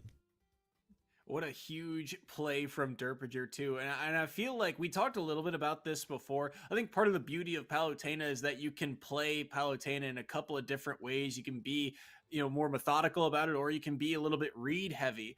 And I feel like at the end of the day, Derpinger, the fact that the mechanics and, those smart plays like, throwing 2 hits on shield in a situation like that, the fact that they were on point with something like that allowed them to have such a massive lead on the last stock. I mean, they were at 168 and Villager was still under 100% for how long that stock got dragged out. It felt like a ticking time bomb for Hydra, that you have to make so many right decisions against Derpinger.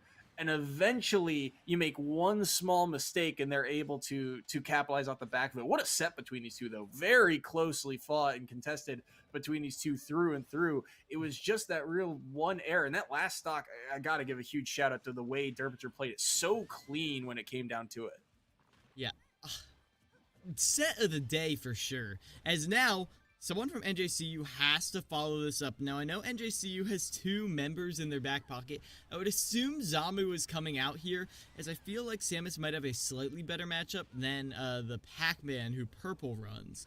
But that is not guaranteed. And either way, you've still got to get this stock off of Derpinger, hopefully without bleeding one in return. We've seen Derpinger sweep through these teams before and take down Hydra. That is no small feat, and Derpinger has to be patting themselves. Oh, here's that interaction. They get that. They wall jump up with the forward air and fall down with the up air. Oh my god, that was a thing of beauty right there. Love to see that. Yeah, that was so clean. And like you said, anyone else regrabs the ledge there, and maybe there's a punish, maybe there's not. Anyone else, but Derpinger saw the lines there, saw through, and was able to find that up air and take that stock. So again, Derpinger feels like once he gets rolling, he's just so hard to slow down. He's playing on fire today, and that is a scary prospect for the rest of this tournament headed forward, as we're still waiting to see, I believe, who is coming in. It is going to be Zamu, we're hearing, for the side of New Jersey City. So that's Samus going to be locked in here, trying to at least find a way to take one more stock off of this Villager. Samus Villager is a matchup, at least I haven't seen a ton of, and it feels very awkward because you have that pocket projectile, or the ability to pocket projectiles, but also, how do you contest with the wall that is Samus going forward? It's like 2 walls closing in on each other. It certainly is, and the one thing I am looking for is Zamu's ability to cover the ledge. Like I said, we just saw Hydra punish hard for the attempt to punish the ledge, for dropping the shield too early against the Villager's ledge pressure. If Zamu is not able to learn from that mistake, we could be seeing something a little more deadly, but already I love this. Zamu's tricky movement might just be the thing they need, the key to get past this one stock from Derpinger, as that's what they're getting here, but getting laddered. Oh my gosh, the wall of pain. An early recovery forced right there, but Zamu is able to get the bounce right there, try to get back, but a low recovery force means that Derpinger can finish that stock. That was so well done. 33% too, and it's continuing here. Jump used, early air dodge, but they get out of it. Oh no, the early upbeat. There's going to be a chance to juggle here. But what a grab from Zamu to get out of that situation. Ooh. Run off down there, nearly reversed on Derpinger. Really feeling it to go for that one. Upbeat again, burned early, but the fade gets Zamu back to stage, and he'll just continue to chip away at this percent here on Final Destination. Again, only 1 stock here. The fact that Zamu has already dropped one, it's a massive lead now for the side of St. Thomas Aquinas, but look at these, the forward airs continuing to buy himself some space to approach and move in and start to find that gap to possibly land one of the killing blows here. Zamu's got to be very careful. The grab gets interrupted there. Another early up, he falls out of it. Rapid jab gets the damage on board. Zare back to stage. Another up B. That won't kill quite yet, but Zamu knows that will eventually get the job done. What a catch from Derpinger. How did he know that neutral B was coming through? I have no idea. I mean, what other ledge trap option are you going to do as you get trapped on the ledge yourself, buried in the corner? And just like that, this is very doable for Derpinger to sweep through New Jersey City University. Zamu, with 1 stock left to their name, is desperately trying to find the way through right now, but it's not manifesting, not quite yet. What else can they do? Finally, that nair. No, it's not going to be enough yet, Soy. What a nair, but still surviving is Derpinger. 163, the last hit of forward air. That is enough to do it. So Zamu finally takes down the beast that has been Derpinger. But at what cost? He's dropped 2 stocks. It's going to be 1-3 headed into the final set between these two. 5 stocks against New Jersey City University, an undefeated team right here, as now Zamu has only 1 to their name. Now, can Zamu do this? Absolutely. But it's not going to be easy, as we have seen the quality of players residing at St. Thomas Aquinas is not easily matched. Not at all, Soy. And that, oh my gosh, that performance, I know Zamu's the one who just took that, but that performance from Derpinger cannot be overstated. I mean, Derpinger, again, the way that Hydra looked at that very first set of the day that we saw, Hydra looked like he was on point. Like he had the download. He knew what matchups he was going to come into, and he looked like he was going to be a threat headed forward in this tournament. And Derpinger has come in and, I mean, again, it feels like he is just snowballing. The second he gets rolling, the forward airs are starting to land. It's like if he's at the casino, he's just finding the bets. He's just finding the cards every single time right now. And the fact that he takes 5 stocks off the board, that's over half of what you start with. That is a ton of damage that he has done. Yeah. And now because of that, New Jersey City, they are down to their last stock here on Zamu if they want to try and hold on to that undefeated record here in pool play. But it goes to show how kind of equal the competition here is at this Invitational. Only one undefeated team through the first 2 rounds, and here a team at 1-1 could be the one to take them down. That makes the competition even closer headed forward. It certainly does, Soy, as this is going as down to the wire as it possibly could. Zamu, the 1 stock warrior right now, is up against one of 2 players from St. Thomas Aquinas. Now, we've already seen Zack Attack. We have seen Derpinger. We do know 2 other players are there for them. Now, Samus, again, yeah, it is going to be Neo Joe coming out here. And Neo Joe, the thing Neo Joe has to be aware of is these ledge pressure tools. We saw the very creative options Derpinger was using to get around them, consistently using that pocket to trip up Zamu's ledge trapping, but now Neo Joe has to find a new way to do that on this Pokemon trainer.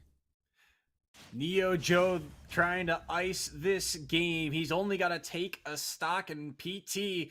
That is a character that is well known for doing so. But Zamu, that tricky ledge movement could be fun to watch here, could be interesting. Last time we saw Zamu, he actually got caught a couple of times, right? Those tether recoveries got down aired instead by Polo on that very first round. And Ivysaur, that down air is very threatening moving forward. So Zamu's got to play very clean here. Has to find a way to take all 3 without dropping 1.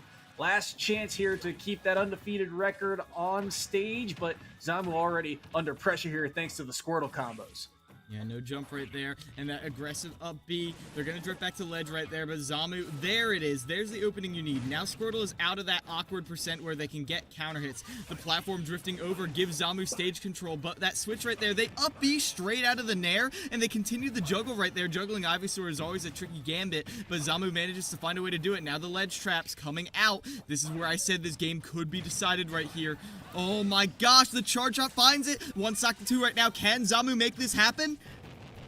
Huge charge shot there. Has to find a way to contest this Squirtle again. Finds the grab. That was very well done. 37 right now on Neo Joe's Squirtle. The early switch here to Ivysaur once again. Zamu's at 46 here, so he's still got plenty of time to work with on Doc in particular. And here he continues to chip away now, trying to play patient for the moment, but ooh, that forward air into the up air is going to do so much work. 81% now. How does he find a way back to stage? Nearly got hit by that forward smash. Good spacing here by Zamu. Couldn't read the early recovery there, and now the Charizard is online for Neo Joe. Dash attack, knocking him away. Charge shot won't land, won't threaten the Flare Blitz either here. Instead, he'll just get back to stage, but the charge shot is doing so much work here for Zamu, threatening so much. Forward air doesn't land. Grab. Let it rip. Down throw. Ooh, the back air they messed up the roar.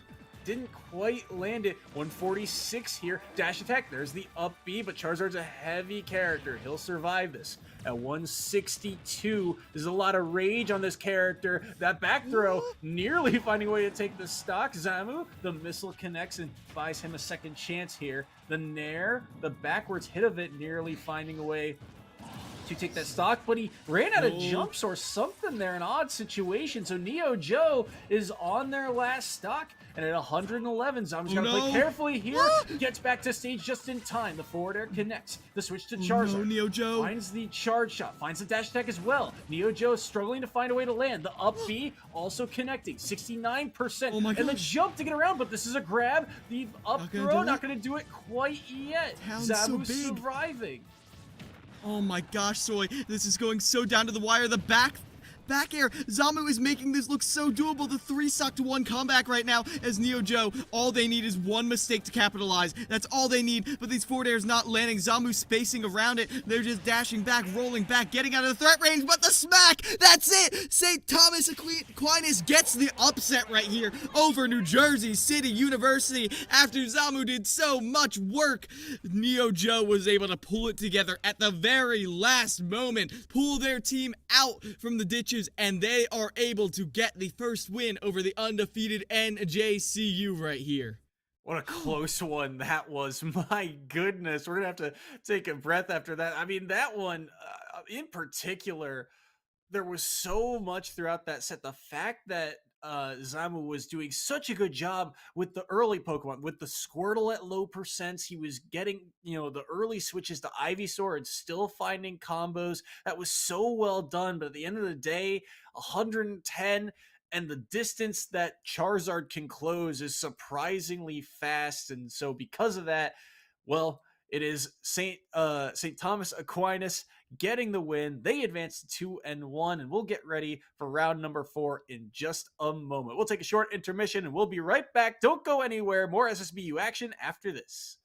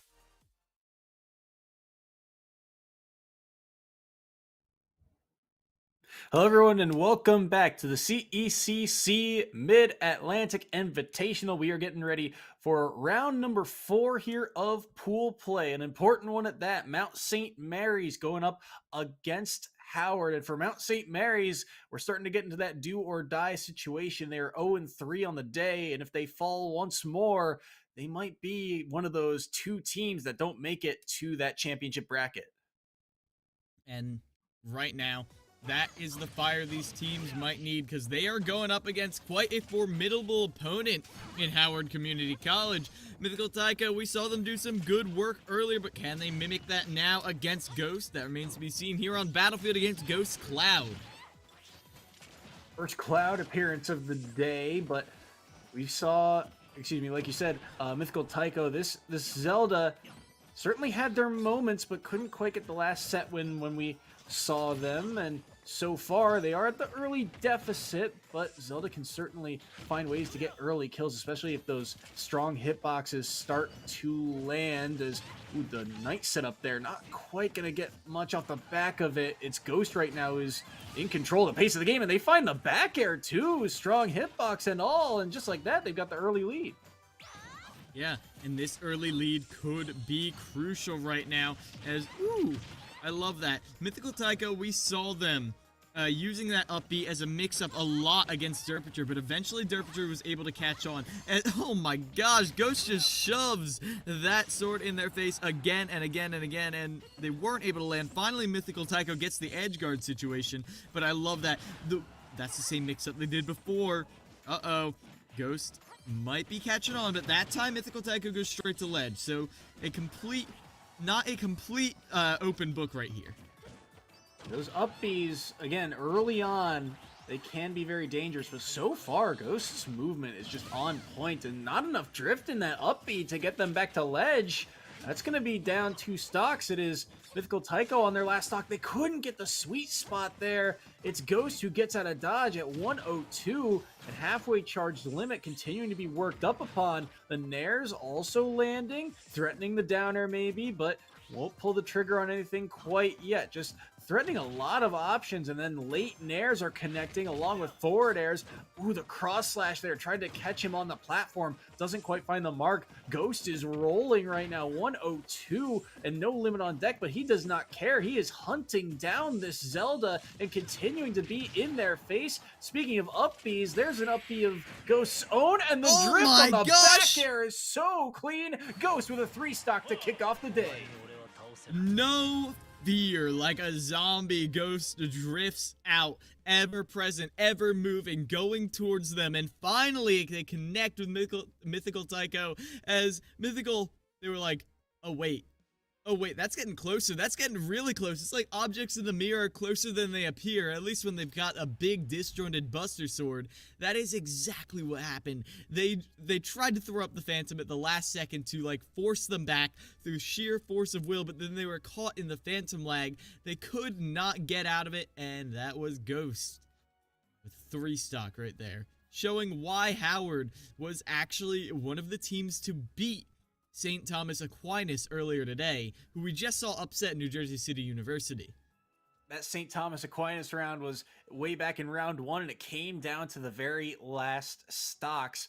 Howard is one of the teams that's at 2-1. We've got a couple of them, including now NJCU and St. Thomas Aquinas themselves, and also Old Dominion is another team at 2-1. So a very kind of compact middle ground through the first 3 rounds for a lot of these teams, but it still leaves the pressure here on a team like Mount St. Mary's. Again, they need these wins in the next 2 sets. Otherwise, they might be eliminated early from the competition here. It is only the top 4 that make that championship bracket that we'll see later today after this pool play. And for Howard, they are now in contention because of NJCU's loss last round for one of the potentially top seeds in that bracket. They could really use a win like this, and Ghost showing why this team deserves one of those top seeded spots. Yeah, these teams are coming closer and closer and closer, Soy. I mean, sometimes you come into one of these things and there's, one of your Bay States, your FAUs, they come in and they are like, oh, you know who's gonna win. This is not like that. All of these are so close, and with Dark Arrow coming in now to contest this, we're gonna see another chance for Mount to take on Howard. I mean, they're at a serious deficit right now, but it is still possible. 6-9 in terms of the stock count, and the fact that that the Zelda could not take a stock means that, yeah, this is basically a dead even game, but still there's just so much pressure here on Dark Arrow to get something on the board, to take down this cloud and mitigate the damage that they have already done. And so far, playing a little bit passive, I think. 24% here through the first 30 seconds of the game, dealt in almost exclusively to Ghost in that moment, but now Ghost starting to amp up that pace, starting to run around, especially around this shield, threatening a lot. Dark Arrow, I mean, finding some openings here and there, but it's Ghost. The movement is just so tricky, and there's so much to worry about here. Threatening so many options. Ghost is all over the place. What do you do when the movement like this is coming through? Look at the footwork, Soy! They're going up, down, around, all over these platforms, getting the parry into that blade beam, all charged up with a limit. That multi-hit will poke straight through Dark Arrow's shield. Ghost has yet to drop a stock right here, using Cloud's incredible mobility to mix up. I mean, they're making scrambled eggs right here out of all of Mount St. Helens characters.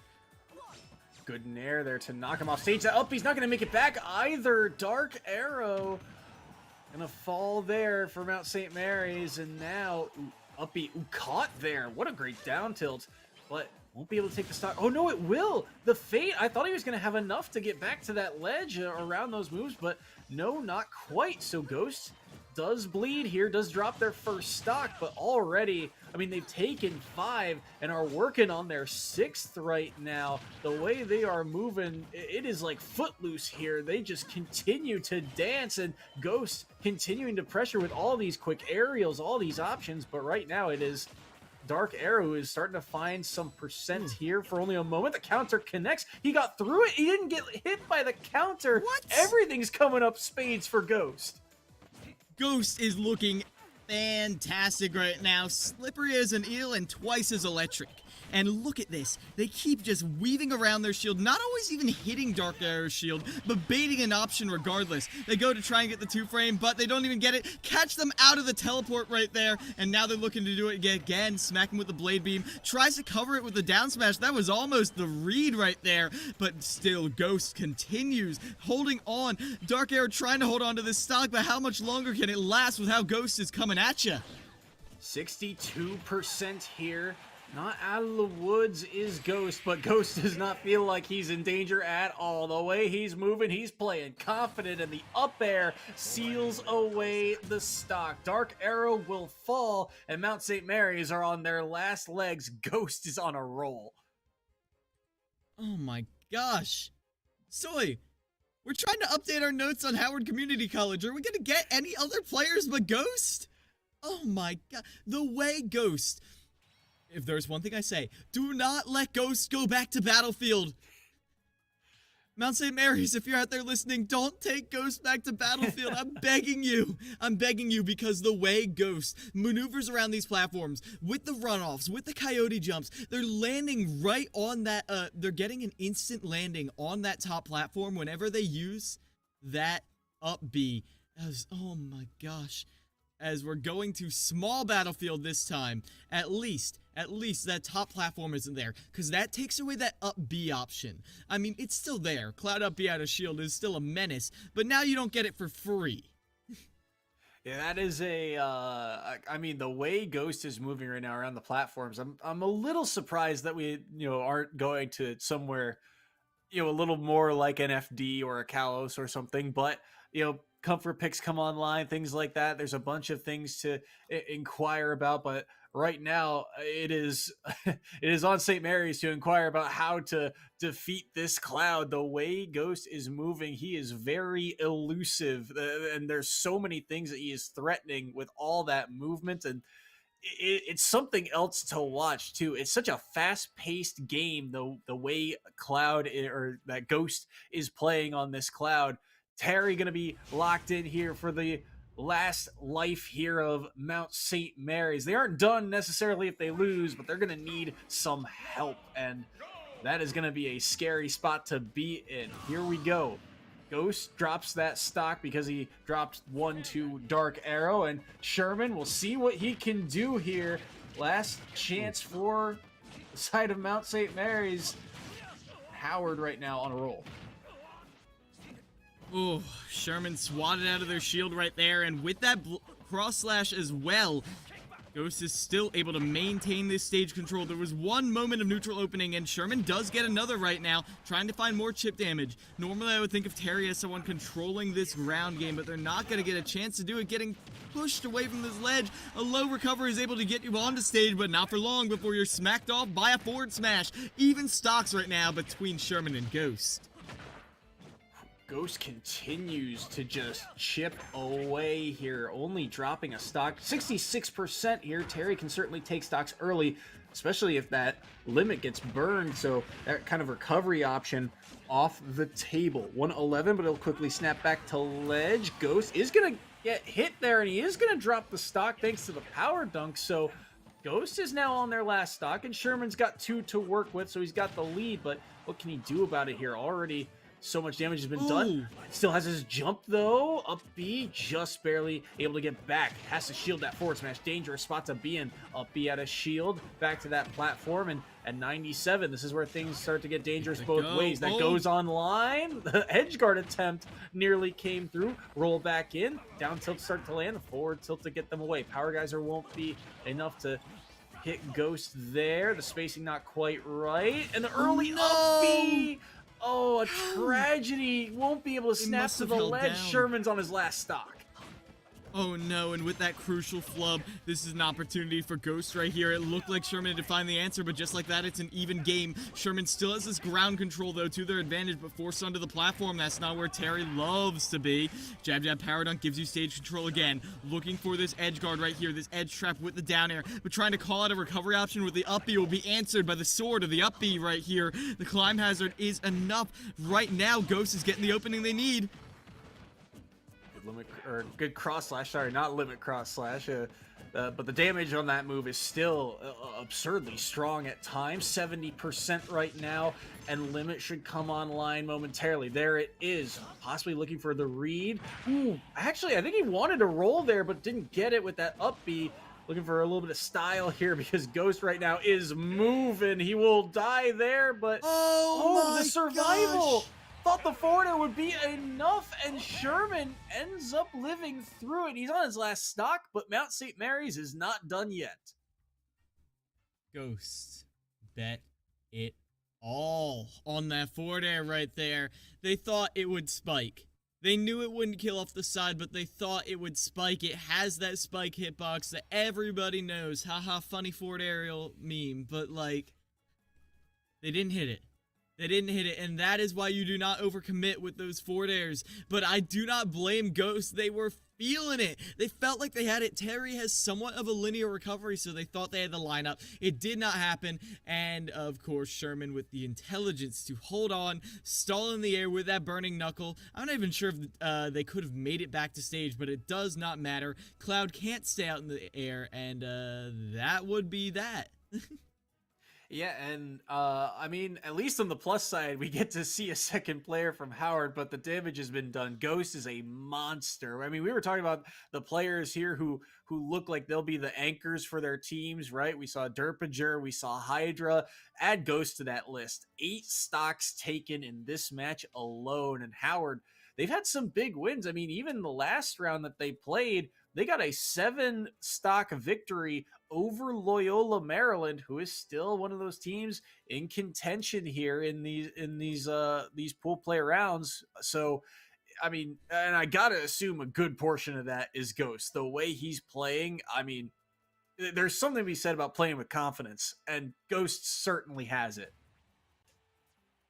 Not just confidence, style. I mean, the way Ghost is maneuvering their character. It is a sight to behold. As now Vexel comes in. Only one stock on the board remains for Sherman. But as we saw with Zamu, one stock can be stretched a lot farther than you would ever expect. So Sherman still has an opportunity here to keep Mount St. Mary's in this.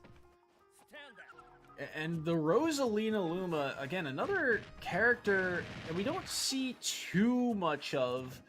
But what's interesting is, how is Terry going to be able to deal with the Luma in the first place? And I think the answer is very easily. Those dash attacks, those side Bs, the shield from Rosaluma does not cover the Luma. And because of that, you can get rid of Luma fairly easily. And landing hitbox! Oh no, Sherman! No! Throw all analysis out the window for that set, because that's a tragic one. Oh, what a way for it all to end there. Sherman, not even a chance to get things going there, and possibly about that comeback. His first stock looked so clean. He's got Rosalina Luma up to 97, the lighter character, and he doesn't get the chance to get back to stage. A tragedy for the side of Mount St. Mary's. Yeah, throwing Terry's trucker hat on the ground and stomping on it right there. That was a heartbreaker, but ultimately, I mean, as much as we try and be like, it's even, no. That was Howard Community College all of the way. Mount St. Mary's, I mean, definitely Sherman mounting a good performance at the end, but it was not enough. The lead that Ghost built was insurmountable, and all they needed to do in the end was clean it up. And it was surprisingly easy, but they were still able to find the way to do it, still able to maintain that resolve, and that is why Howard Community College will be moving on into this final bracket, and they are one of the teams to keep an eye on. The only team they have dropped to is NJCU. But NJCU has shown today they are not immortal. Gods do bleed. And so there is a chance that Howard Community College could be coming out in this Mid-Atlantic Invitational. So be sure you're following all the way to the end of this bracket later tonight. 3-1 on the day, and Mount St. Mary's, although they fall to 0-4, they've still got one more round to play out. It's actually against New Jersey City, but we will be getting ready for our next match of the day. I believe it's going to be Loyola, Maryland, who we have yet to see, going up against St. Thomas Aquinas, a battle potentially for that final playoff spot, depending on the results of this round 4. We'll get those results after a short intermission. Don't go anywhere. CECC Invitational is back after this.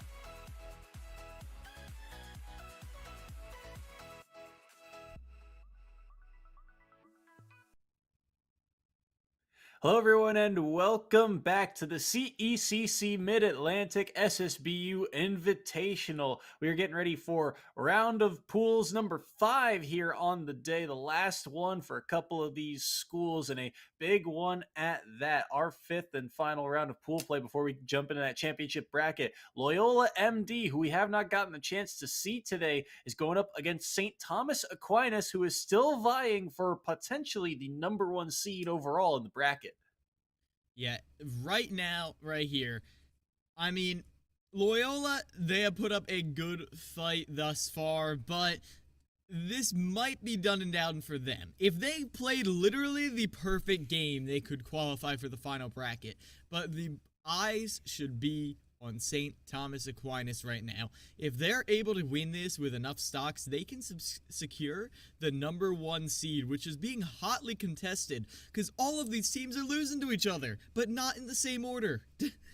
It is a wild kind of split. There's 3 teams currently sitting at 3-1 overall. St. Thomas Aquinas is one of them, and they are looking poised and ready for that number 1 seed, especially if they can handle business here against Loyola. We're seeing Zack Attack going in first here for the side of St. Thomas Aquinas on this Terry. We saw him earlier. Ryan is this Samus that you're seeing on screen for the side of Loyola. And so far, things relatively even here through the first 20 seconds as both players not afraid to just, bide their time and set up from across the stage. Yeah, Ryan playing a very retreat-heavy play style, and Zack Attack has not forced them to give up that range yet. And, I mean, if you're playing to try and get that perfect scoreline, Ryan is opening up exactly how you should. Forcing Zack Attack to approach, and then smacking them away for even daring trying to do that. Why would you try to approach? In a Smash game? Come on. I'm flashing back to the skit from Summit with all of the famous commentators. Never approach. Can't. That's him. exactly what we do. But right that is optimal against a short-range character like Terry. That approach is optimal. Terry, powerful limbs, but very short and stubby, as Zack Attack is finding. But Ryan, they are also finding that Zack Attack is getting these ways in, eventually able to finish them off before Zack Attack is able to use Go, though. Yeah, the missile there kind of locking him in shield, and the second he drops it, the dash attack comes through. That dash attack deceptively strong, and that charge shot too.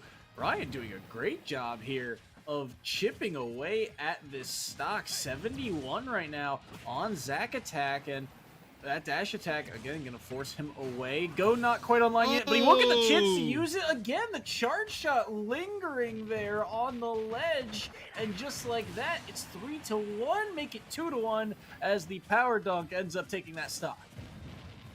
Loyola, though, putting up quite a fight right now as Zack Attack is faced with the possibility of getting 2 stock. Controlling this ground game, though. Ryan has not been able to force Zack Attack away as they like to do. Tries to fall through the platform, but right on the ground. That's where Terry wants you.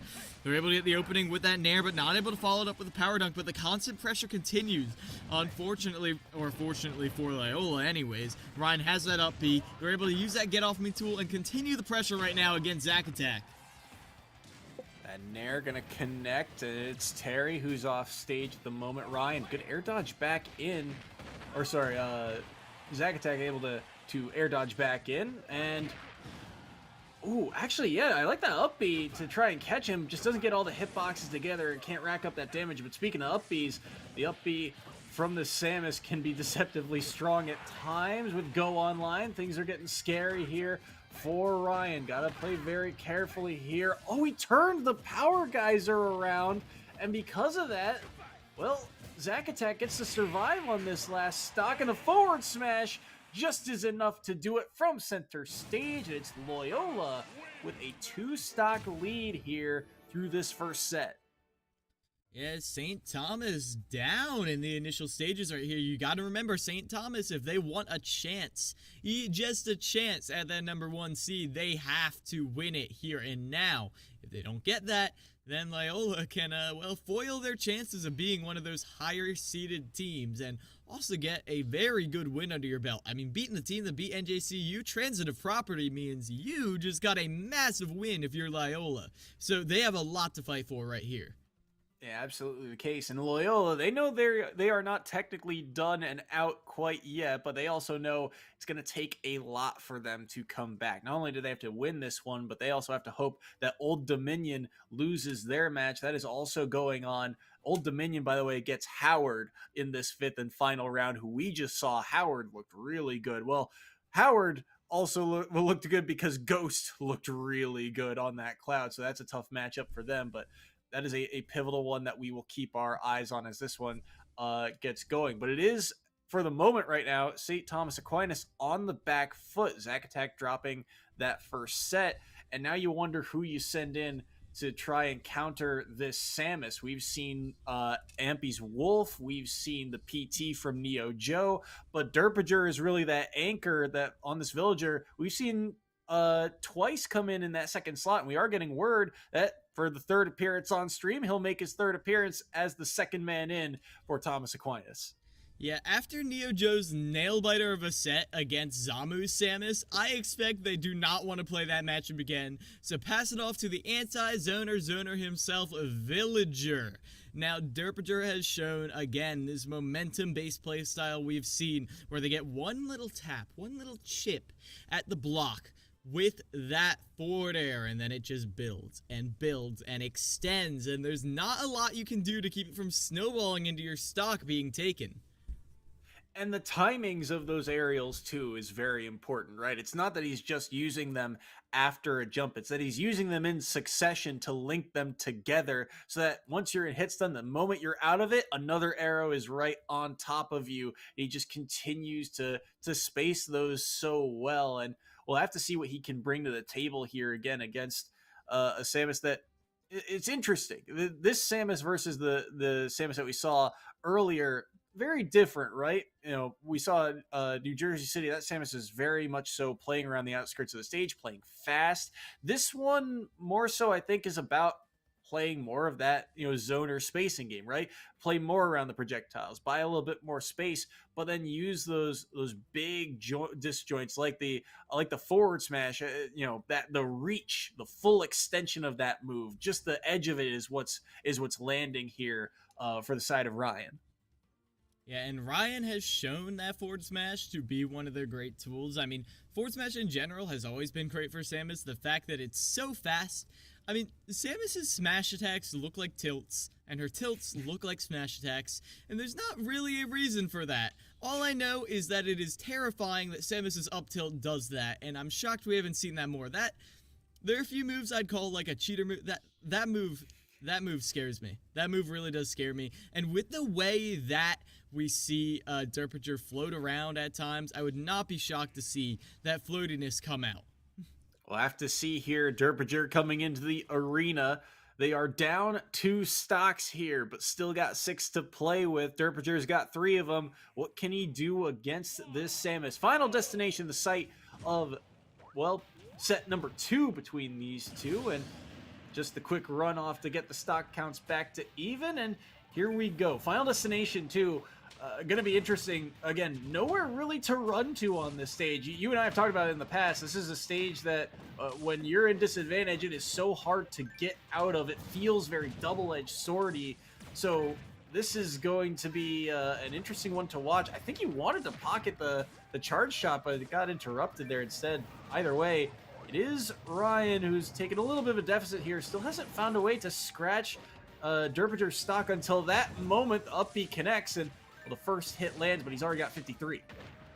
I love the way that Ryan, even though it hasn't been hitting, is zoning and poking with the Zair. But that is really the only advantage afforded to them, as that bowling ball will end up finishing off Ryan's stock. The parry right there into the tree chop, into the tree, falling on them. 44% from one hit right there, and they absorb that up. 73%. The log extends this combo, so it's not done yet. Not done yet. Ooh, good nair to knock him off stage. That Zair was dangerously close to getting caught by the bowling ball. And the up air, strong hitbox, and all seals it away. Derpiger, solid control in that matchup. He evens up the score.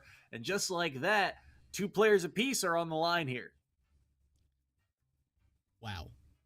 Just wow. The way Derpinger goes into the corner when it, like, honestly, I think the time when Derpinger is the most terrifying, Soy, is when their opponent is coming down off of the Angel platform and they have a tree set up in the corner. The amount of times I have seen that situation, someone with platform invulnerability get reversaled, is astounding. Derpinger always finds a way to turn that around. A parry into a tree chop, into the tree falling on them, into throwing the log at them, into a pocketed missile, finishing the combo for 91%. What? What? Okay, sure. Like, yeah, it's something else to watch too, and it's not just that; it's that it keeps happening. People are still, today falling for it, and there's no real easy answer other than just don't approach or don't go in, don't fall towards that tree. That is a trap. That is a disguise that Derpinger has used a couple of times. And here's an interesting little bit of a mix-up. We haven't seen King Dedede today. And that's going to be the answer for Loyola into this villager here. MBB being locked in, and Final Destination, the run backstage. yeah, using Dedede's unique reflector right there, but Derpinger already evens up the percents. Using this Lloyd Rocket to cover the ground as they approach in the air. The two-pronged approach has been very good for making sure that no one can really get a solid defense going, but all the inhales in the world can't save you from 2 projectiles at once. The Gola is not quite big enough. Continuing to chip away with all these forwarders. Such a big body, too, is just going to be hit by so many different projectiles. You got to worry about, how that Gordo is going to interact as well, especially if something maybe like a strong hitbox connects, but you got to worry about something else. The Barry lands into the, the bowling pin, and because of that, MBB is holding on to this ledge for now. They're at 129, but it feels like they're working on borrowed time. 40% right now on Derpinger's first stock. 132, 138. These forwarders just doing so much work. Great parries, but has to roll out of it. There's nowhere for him to really go. And just this huge body of King Dedede is getting hit time and time again. Ooh. And Derpinger's spacing is so clean. The Nair also connects. There's nowhere to go except for straight into the bowling ball. Derpinger's got the lead. And here's the setup. They don't overcommit like that. And what I have been seeing, Soy, is Derpinger throws out this Lloyd Rocket, and when Dedede is in the very slight inhale lag, that is when Derpinger goes in to strike and finish them off. That little interaction right there. Look at that. They wait for the inhale lag, and then they go in and they get a hit on them. They sometimes get counter hit, but even then, they're always getting a hit out on Dedede. It's so smart, too, because that is the move that he wants to use to try and counter all of these projectiles. So to space around it so well and find ways in, find the counterplay, it's so well done by Derpinger right now. He's got the stock lead, and he's already got MBB up to 112. Dedede can take stocks relatively easily. They've got a decent amount of kill power in their kit, and they are a heavy character, but the problem is they just can't find a clean way in. They gotta fight through all these projectiles, and the strong hitbox of back air connects, and just like that, Derpinger has taken 2 stocks off the board of this Dedede. That's 3 in this match alone, and he's looking for a 4th here, but at 108, he's got to play a little bit more carefully here. Playing around center stage, and gets the grab, and the combo continues to be worked away at. The way Villagers combos are just little taps that lead you to your doom. I can't believe that. Finally, the down tilt will finish off that stock, but is it too little too late? Can MBB bring this back? They look so clean in the opening stages of this match, but Derpinger found the counterplay to all of their mix-ups, and now it feels like every single time Derpinger has the edge in these interactions, landing on top of them, but Derpinger falls right back down with the Gordo into a forward air of their own, enough to finish off that stock right there. MBB falls, and Derpinger proceeds on with still 2 stocks to their name. What a play right there. And again, the tree is a disguise in that last very moment. He uses the tree setup. You think, okay, maybe he'll try and get the axe ready, or maybe he'll try and use that tree to cover the landing. But instead, he plants the tree, grows it, and then instead immediately goes for the edge guard. And such a smart play there, too. Pocketing the Gordo is one thing, but then also landing the Nair into the Gordo afterwards. The fact that the spacing on those aerials is just so on point, it's beautiful to watch. And Derpinger showing why he is a menace in this bracket.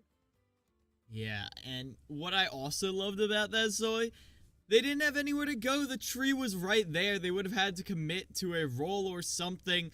That landing was more or less stuffed out as soon as they began to initiate it. Right there, MBB annihilated. And now one last hope to maybe get something going against Derpinger. We're not sure who it's going to be yet. Okay, Aaron the Great coming in. And, well, they better live up to their name if you want to contest Derpinger. That's all I'm saying. You saw them, Aaron. We're getting word that PS2 is the stage. And like you said, Aaron has got a full ahead of him. Again, this is Loyola's last legs, but St. Thomas Aquinas, they are looking to try and secure themselves that #1 overall seed. If they get a large enough margin of victory here, they might just be able to pocket it all themselves. But here we go. Hero being the character of choice to try and counter this villager. Last player, 3 stocks on the board for Loyola against Derpinger, the anchor of this St. Thomas Aquinas roster. Now, Hero is a very, I feel like, I mean, he's the roulette wheel, right? You never know what spell you're going to get, but we've also seen Hero, because of things like the critical hits on smash attacks and the number of spells that just have so much power, they can take stocks fairly early. So it's a question, I think, of, can those hits be connected together? Because right now, Derpinger is not going to allow you to have the time to connect hits together. The tree shield breaks at 52. The bowling ball is going to seal it away. Derpinger does not care what you have online in your menu. He will take it to the house. Derpinger is up and evening the stock count, but everything is coming up his way. Oh my gosh, the way he drifts back with all the aerials. Derpinger is so safe yet so deadly at the same time. With the grab right there, and you can see now Aaron the Great has found a time to start sifting through that menu, but they're not finding much of anything so far. Lands with that fair. The kaboom gets stuffed out by a projectile of Derpinger's own, and with that forward smash as well. Look at this. The air dodge is forced. Derpinger isn't there to cover it for once, but Aaron the Great only has one more chance right here as they're sent onto this platform tech chase here in the corner. I'm terrified for them. They can't get out. Forced to a very low recovery. Not pineappled, though. Good recovery there, avoiding that pineapple like you said, but they're playing around very low MP as well. A lot of those spells, especially the heavy hitting ones, are going to start to come offline, especially if he needs to use something to try and recover as well. Gotta play.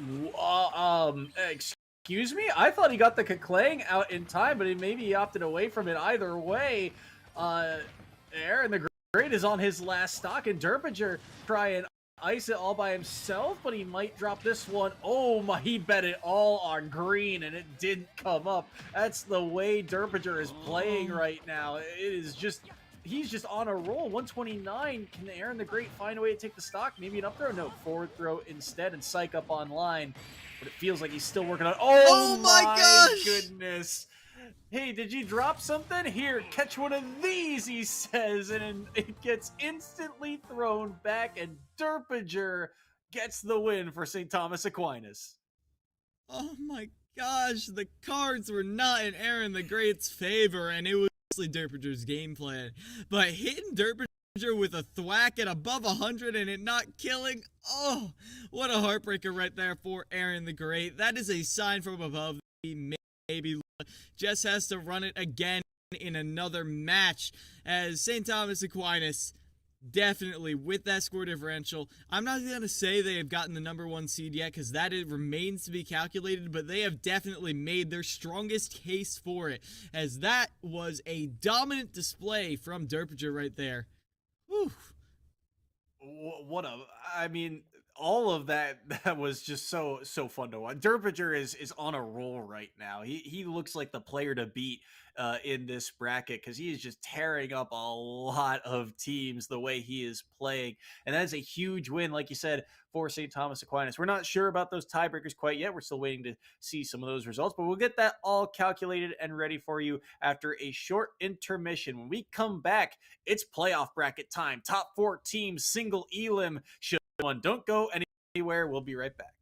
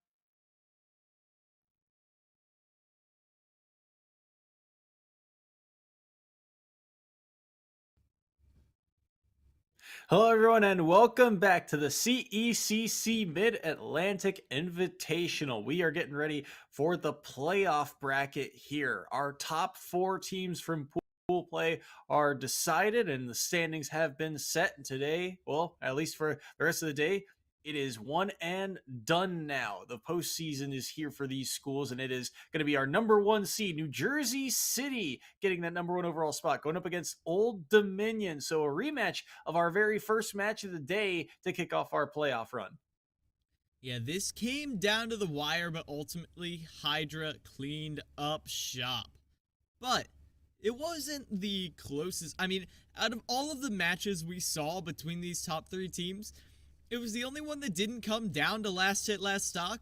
But that's not really saying a lot because it came down to 2 stocks for Hydra. Like, that's not a crazy difference. That is not like, it was unwinnable last time, GG's go next. No, they have a real shot in this. Old Dominion could take this home right here if NJCU isn't ready. And after taking an L earlier, I feel like they are more than prepared, but Old Dominion has some tricks up their sleeve. It's certainly a quick turnaround too. Not a lot of time for these schools to prep for these matches. But now, as you've said, you've got that little bit of knowledge of how these teams like to play, the character selection that these schools have kind of opted for. So we'll have to see how this plays around the second time. Again, it is one crew battle, one and done. It is not the classic esports U set of best of 3. So every stock's so important. Every counter pick is going to be vital to these 2 teams' successes. And again, I think the emphasis has to be on players, at least for New Jersey. I'm looking at Hydra and Rampage in particular. Rampage has kind of been the go-to lead-in type of player. They often kind of lead him in as the blind pick. And I think it's given them, for the most part, a great advantage because Joker, pretty solid character overall, and especially against, if you look at Old Dominion's cast of Villager, Wii Fit, and Snake, pretty solid matchup still. Maybe not quite, super advantageous in any of them, but also certainly not disadvantaged in any of them in a harsh manner. Yeah, certainly not, as we're going to be getting in right now. I'm looking to see some key gameplay adaptations right here, or a complete switch up, as INDX is going to be coming in from Old Dominion University, taking on Rampage, the classic opener right here. Now, I feel like Joker does obviously win this, but there are definitely a lot of tricks you can do, and I do certainly mean tricks, because that smoke bomb that he drops down, well, not only does it pack a punch, but it also gives so many mix-ups to Toon Link's movement. Watch how he plays around those projectiles. It feels like Rampage has been dealing with projectiles all day. A lot of these first matchups for him have been, players like Villager, like Toon Link, like Efit, I believe we even saw it at a point as well. So he's had to deal with a wall of projectiles all day long. But so far, INDX, well, things are relatively even here. I mean, the percents fairly even, and so far Index has been the one kind of in control of the pace, running away very well from this very scary Arsene until that moment jumped in the back air right before Arsene expires, and Rampage has got the lead. Threads the needle through that bomb toss, and just like that, Rampage holds that lead. Now looking to put Index back on that ledge, but they're not going to get the chance. Juggle situation right now. They cover the middle, and then when they see Rampage isn't drifting that way, they run over and grab the other side. Option coverage right there, forcing them to drift towards the corner and then punishing them for going there. 147 right now on Rampage. Still trying to find some extra credit on the stock. He's done 24. But Index is trying to find something. One strong hit is all he really needs to be able to take this stock, but Arsene should come online at any moment now. You see that bar? There he is. 151. This is would be a scary place to be if Index had any more percent on him, but they do find the bomb into the forward air eventually, and Index has evened up that stock count and, most importantly, gotten rid of Arsene. Oh my gosh, and that anti-air in the form of that up tilt. They just want Joker above them, which is crazy to think about because the down guns are such a factor, but the fact that Toon Link is able to juggle so efficiently is such a boon in this matchup. 62% means Arsene, it's their turn to play, drifting all the way down for that, but get up right into that up B. Have a strange interaction there, but they kind of get away with one. That up B ends up catching Rampage, not able to get back from the ledge, and the bomb also edge guarding, but there, the bomb almost sabotaging Index as it nearly knocked him into that forward smash from Rampage. But things still relatively even. It is Index who has that percent lead, but we saw it didn't mean too much at the end of stock number 1. Now the back throw to get Index off stage. Bomb will hit him back, and Rampage finds a way to land safely. Side B connects. Both players here playing a little bit cautious because they know this stock is important. What a down air there from Rampage. This should be a back air, but he doesn't quite get the spacing. Interrupted by the bomb, but he'll still be able to snap the ledge, but it does not matter. You ran out of time, and the forward tilt takes the stock. And now without that, I love what I'm seeing right here, but with them going high, it's going to be an even game. Rampage still the jump to bounce right on up there and get that back air, sweeping the stock away. Oh, that jump call out from a year in the past was able to get them, but even so, Index wasn't able to fully follow up, and that means it's an even game so far, chipping away at each other. Percents almost dead even between them. They were for a moment, I think, but the back air lands and the bombs now starting to come through. This projectile gameplay. Rampage, again, has been dealing with it all day, but now Arsene is online early here at 45%. What can he do? That up B will knock him away. He's at 61.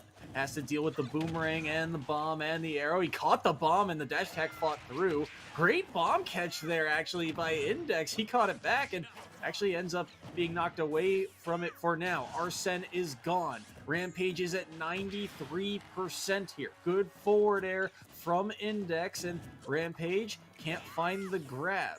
This is the kind of portion of the game where these two have opted to play a little bit more cautious and look for those setups, but now, oh, that's a whip and that's a forward smash. Pull the trigger early and gets punished. It's Rampage who gives New Jersey City the lead. That was confidence right there from Rampage. In the smoke of the bomb, with a multi-hit still active, they dash forward, they commit to a dash, 100% certain in the timing that they're able to get that forward smash right there, as, woo, that was beautiful right there from Rampage. What a huge stock there from Rampage. Again, he won, at least for the most part in terms of percent, at the deficit throughout the majority of that game. Stock number 1, he was able to find that back air, which was a very clutch move to spot that jump and catch it. And then even in stock number 2, he was at about 120-ish by the time he ended up, I believe, dropping his stock to a forward air. So the fact that he was at a deficit through most of that stock shows me that Rampage, his survivability is a huge portion of his gameplay. On top of that, the fact that Arsene kind of gets mitigated at times, it was really well done. Great adaptation throughout that set by Rampage. Yeah, I mean, I did like a lot of the stuff from Index. I love the way they use those upward toss bombs. A lot of people, they see top players doing that, and they don't really know why they do that. They just throw those bombs up, and they're like, yes, I've seen all the links do this. This seems right. The reason they do that is it covers an option or forces an option. When they're above you, you throw it up not with the intention to hit them, but to be like, okay, this is obstructed airspace. You've got to go the other way. Sorry, turn around now. And that's exactly what they did. They were controlling the air repeatedly with those upwards toss bombs, and sometimes they would get the hit, but more often than not, it was the threat of the hit that would push Rampage into another hit. Like that. It was Rampage to come out on top, and now with one stock remaining, they're going to have to face the next representative from Old Dominion.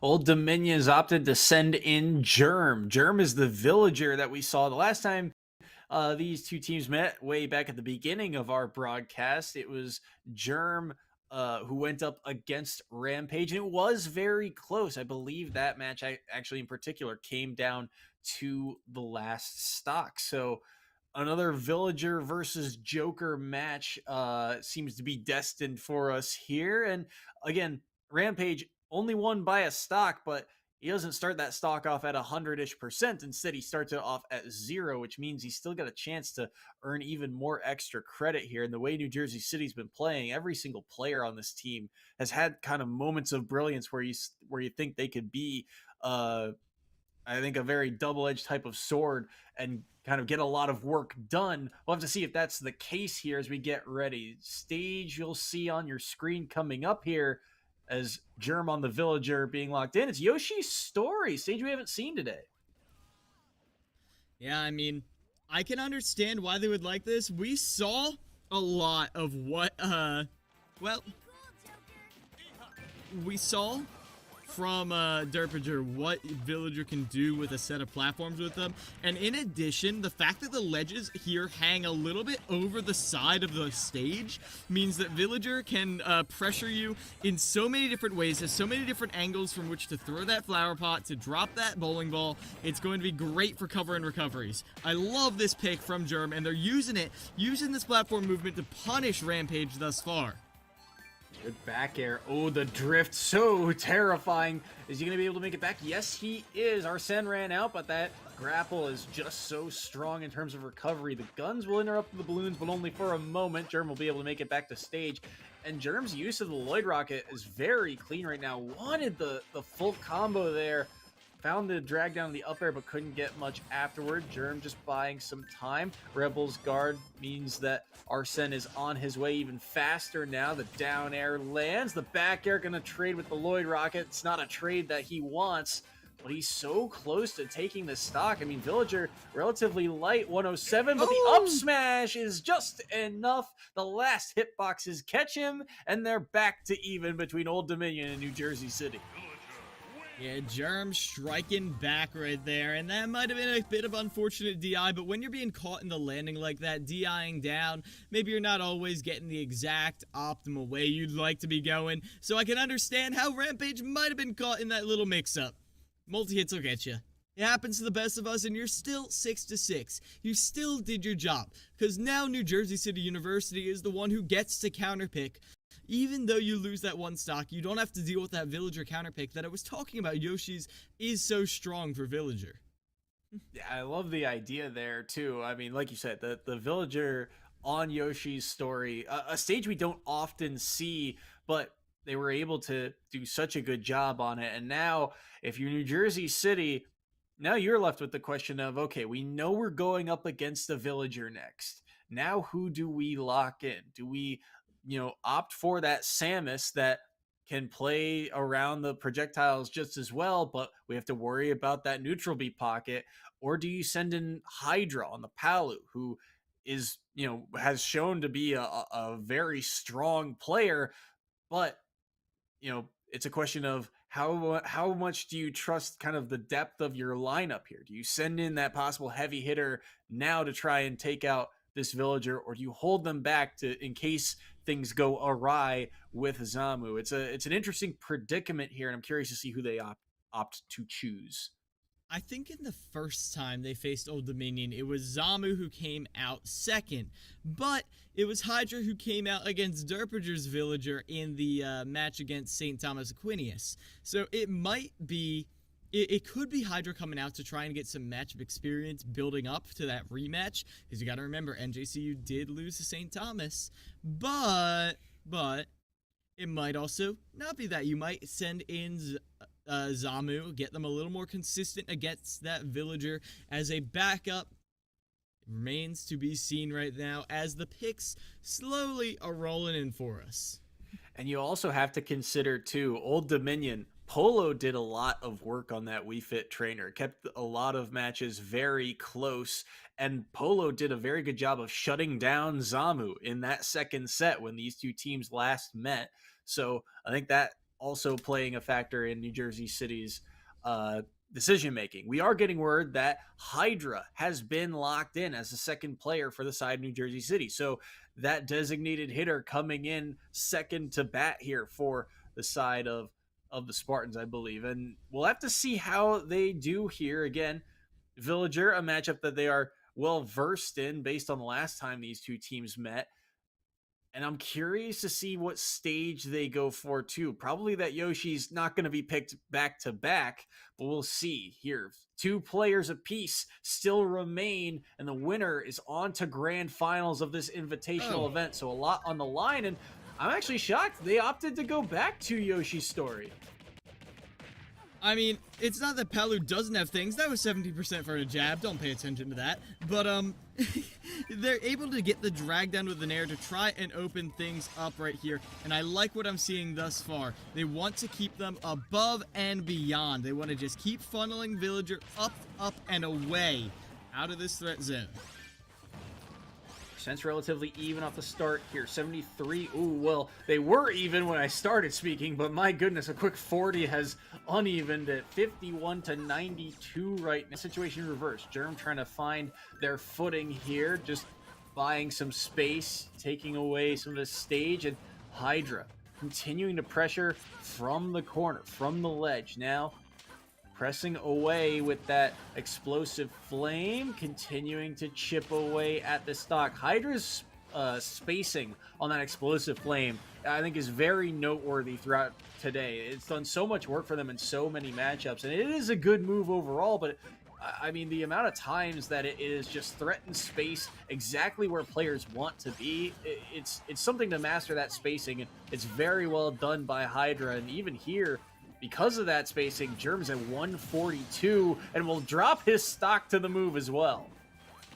Yeah, every time Germ throws out a hitbox, Hydra answers with one of their own as they avoid that bowling ball hitbox, and now here come the combos. This is why Yoshi's is so good. I thought they were dead right there. An up air in the blast zone at 40%?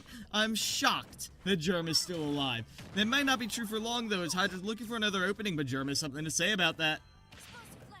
I'm actually shocked as well. Maybe if he had a little bit more rage coming through or worse DI, but Germ able to survive either way.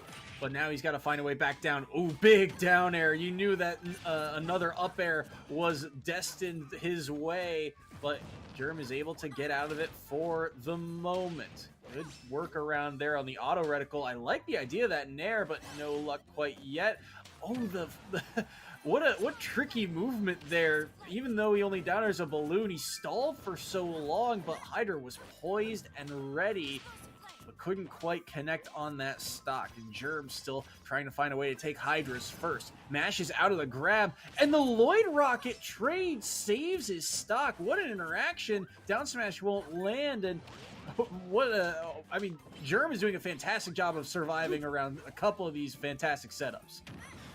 Yeah, they're spacing out, but one misplaced dash. That's all Hydra needs to get another offstage situation. The ledge trap coming out here, but Hydra elects to play safe, which I love to see. I love it, because that right there is why. It doesn't matter if you're not getting the kill at 90 or whatever.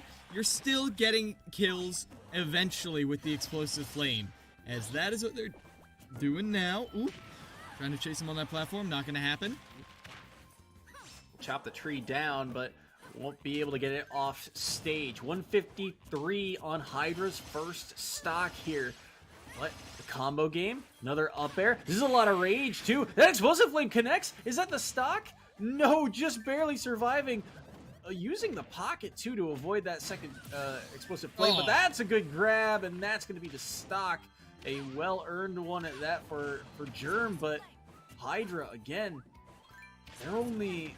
I mean, they start the second stock off, and they've got 78% on Germ's last one. All the damage has already been done here. It's just a matter of time, it feels like, but we'll have to see what Germ can do. Their survivability has been, I think, a staple to their gameplay so far. They're continuing to try and buy themselves time around this ledge, but the read on the roll in and that explosive flame just does so much work, covers so much space, down tilt as well, sending Germ off stage, coverage on all of the projectiles there to make sure Palutena stays at that ledge. Dash attack won't land, the Nair will knock him off once more, and just very passive, slowly getting back to ledge, gets the get up attack. Dash attack now for Germ. Oh, the early trigger on the forward smash is not enough. Germ still holding on at 143, and he'll be able to make it back to stage as well. Yeah, now playing around this center stage where Germ is more than likely to last one more hit, but not if it's off the top. Not if it's on this stage. Not if you're caught in a jump. That is going to be Hydra finishing off Germ while still maintaining 2 stocks for themselves.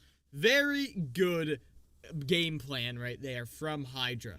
The fact that Hydra had its plan, stuck to it, and that plan was, hey, I can angle Explosive Flame.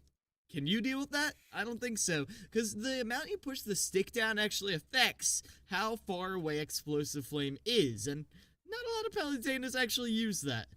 And so you've got to be very aware of that going into this.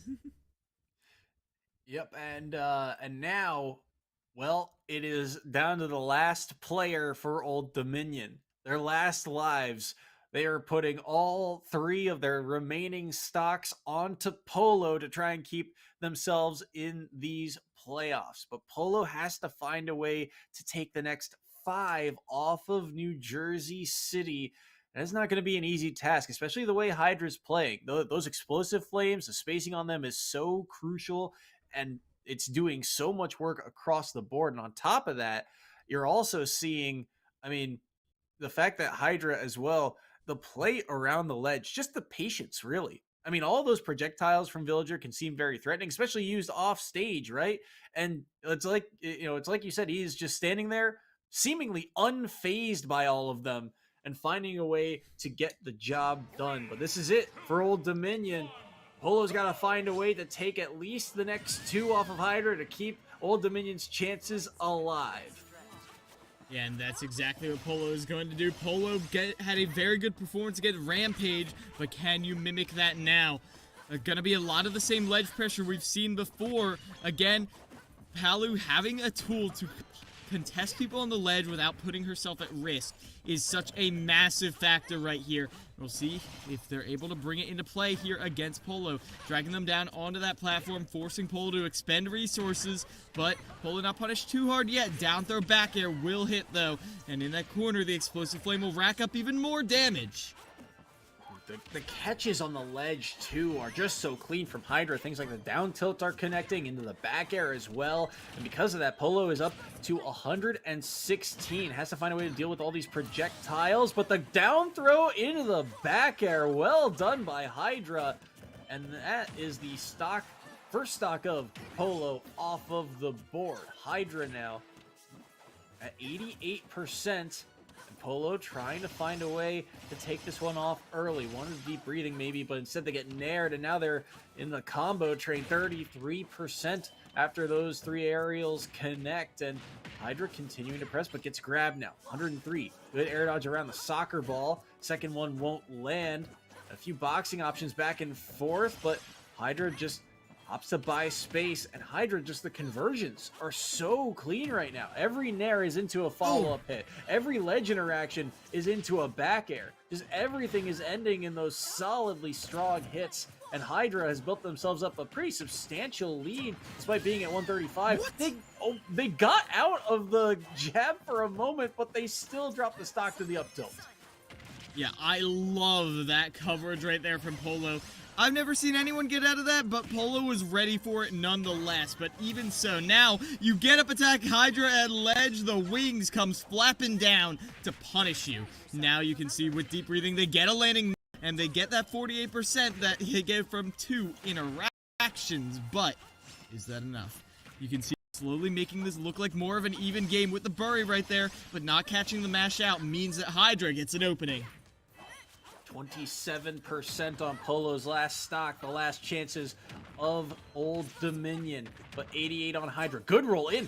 That's a bury. Oh, but the mash out from Hydra, so clean. 98%. And with deep breathing, Weefit can take stocks relatively early, but they'll lose it now. 64 on Polo, make it 73. Has to find a way back to stage. Has the jump to get around the Explosive Flame. Sent the soccer ball the wrong way, but they'll continue to play around this corner. The Explosive Flame lands 115. Second one, stalling out. Oh, he got knocked back. Wait, soccer ball, throwback, back air. Is that it? Yes, it is. Hydra is ice cold. Takes the stock, takes the set, and sends New Jersey City to grand finals. New Jersey City Gothic Knights are going to be repping their team in the grand finals here, and what a show to put them there. Rampage, great performance before being taken down, and then it was the Hydra show all day long. And I mean, there were obviously some moments of brilliance coming out from Old Dominion. You wouldn't have gotten this far into the playoffs if you weren't a great team. They got some very good wins throughout their bracket run too. Ultimately though, I felt like Old Dominion was very consistent throughout their roster. They didn't have that X factor, that clutch factor that these other teams have, pulling them out through almost impossible situations, and ultimately Old Dominion is going to fall in these semifinals.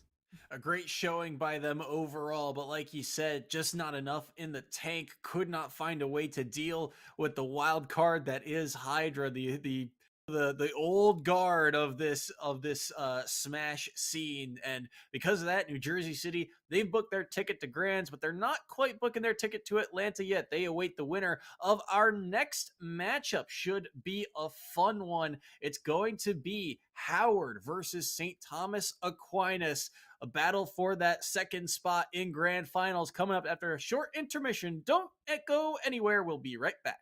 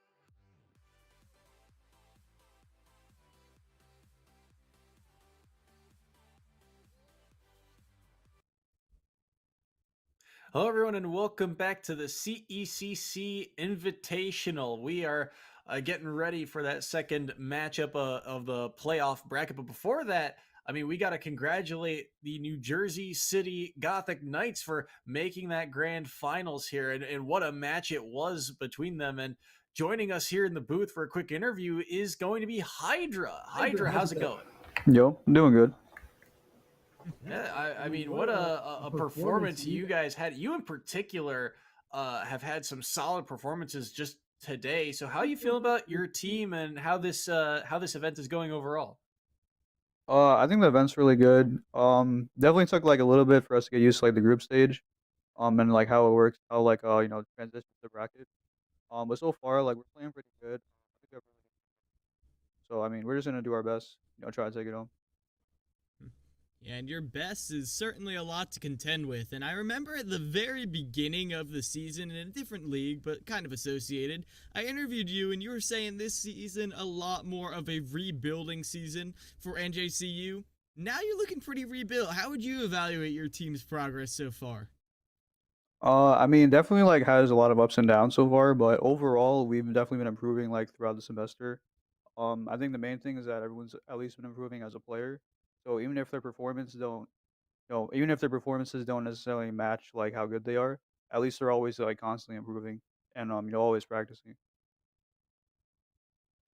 Yeah, you guys today, at least for what we've seen of you on stream, you guys have had a lot of matchups against characters in particular that are known for their projectile gameplay. Villagers, Wii Fits, snakes, lynx, things like that. Uh, how do you deal with that kind of pressure, knowing that those characters, it feels like, at least for what we've seen of you, you are unfazed by all of the projectiles headed your way. That wall just means nothing to you. Is that just a something that you've worked on yourself, or is that just matchup dependent? Definitely like matchup dependent, I'd say, because each different zoner has like their own projectiles that they use, certain like setups that they like to do. On our team especially, we have the Samus player Zamu. He plays a lot with projectiles, and it's a style that we're all very used to.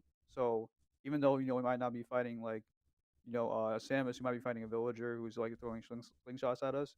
It's kind of the same thing as him shooting charge shots, things like that.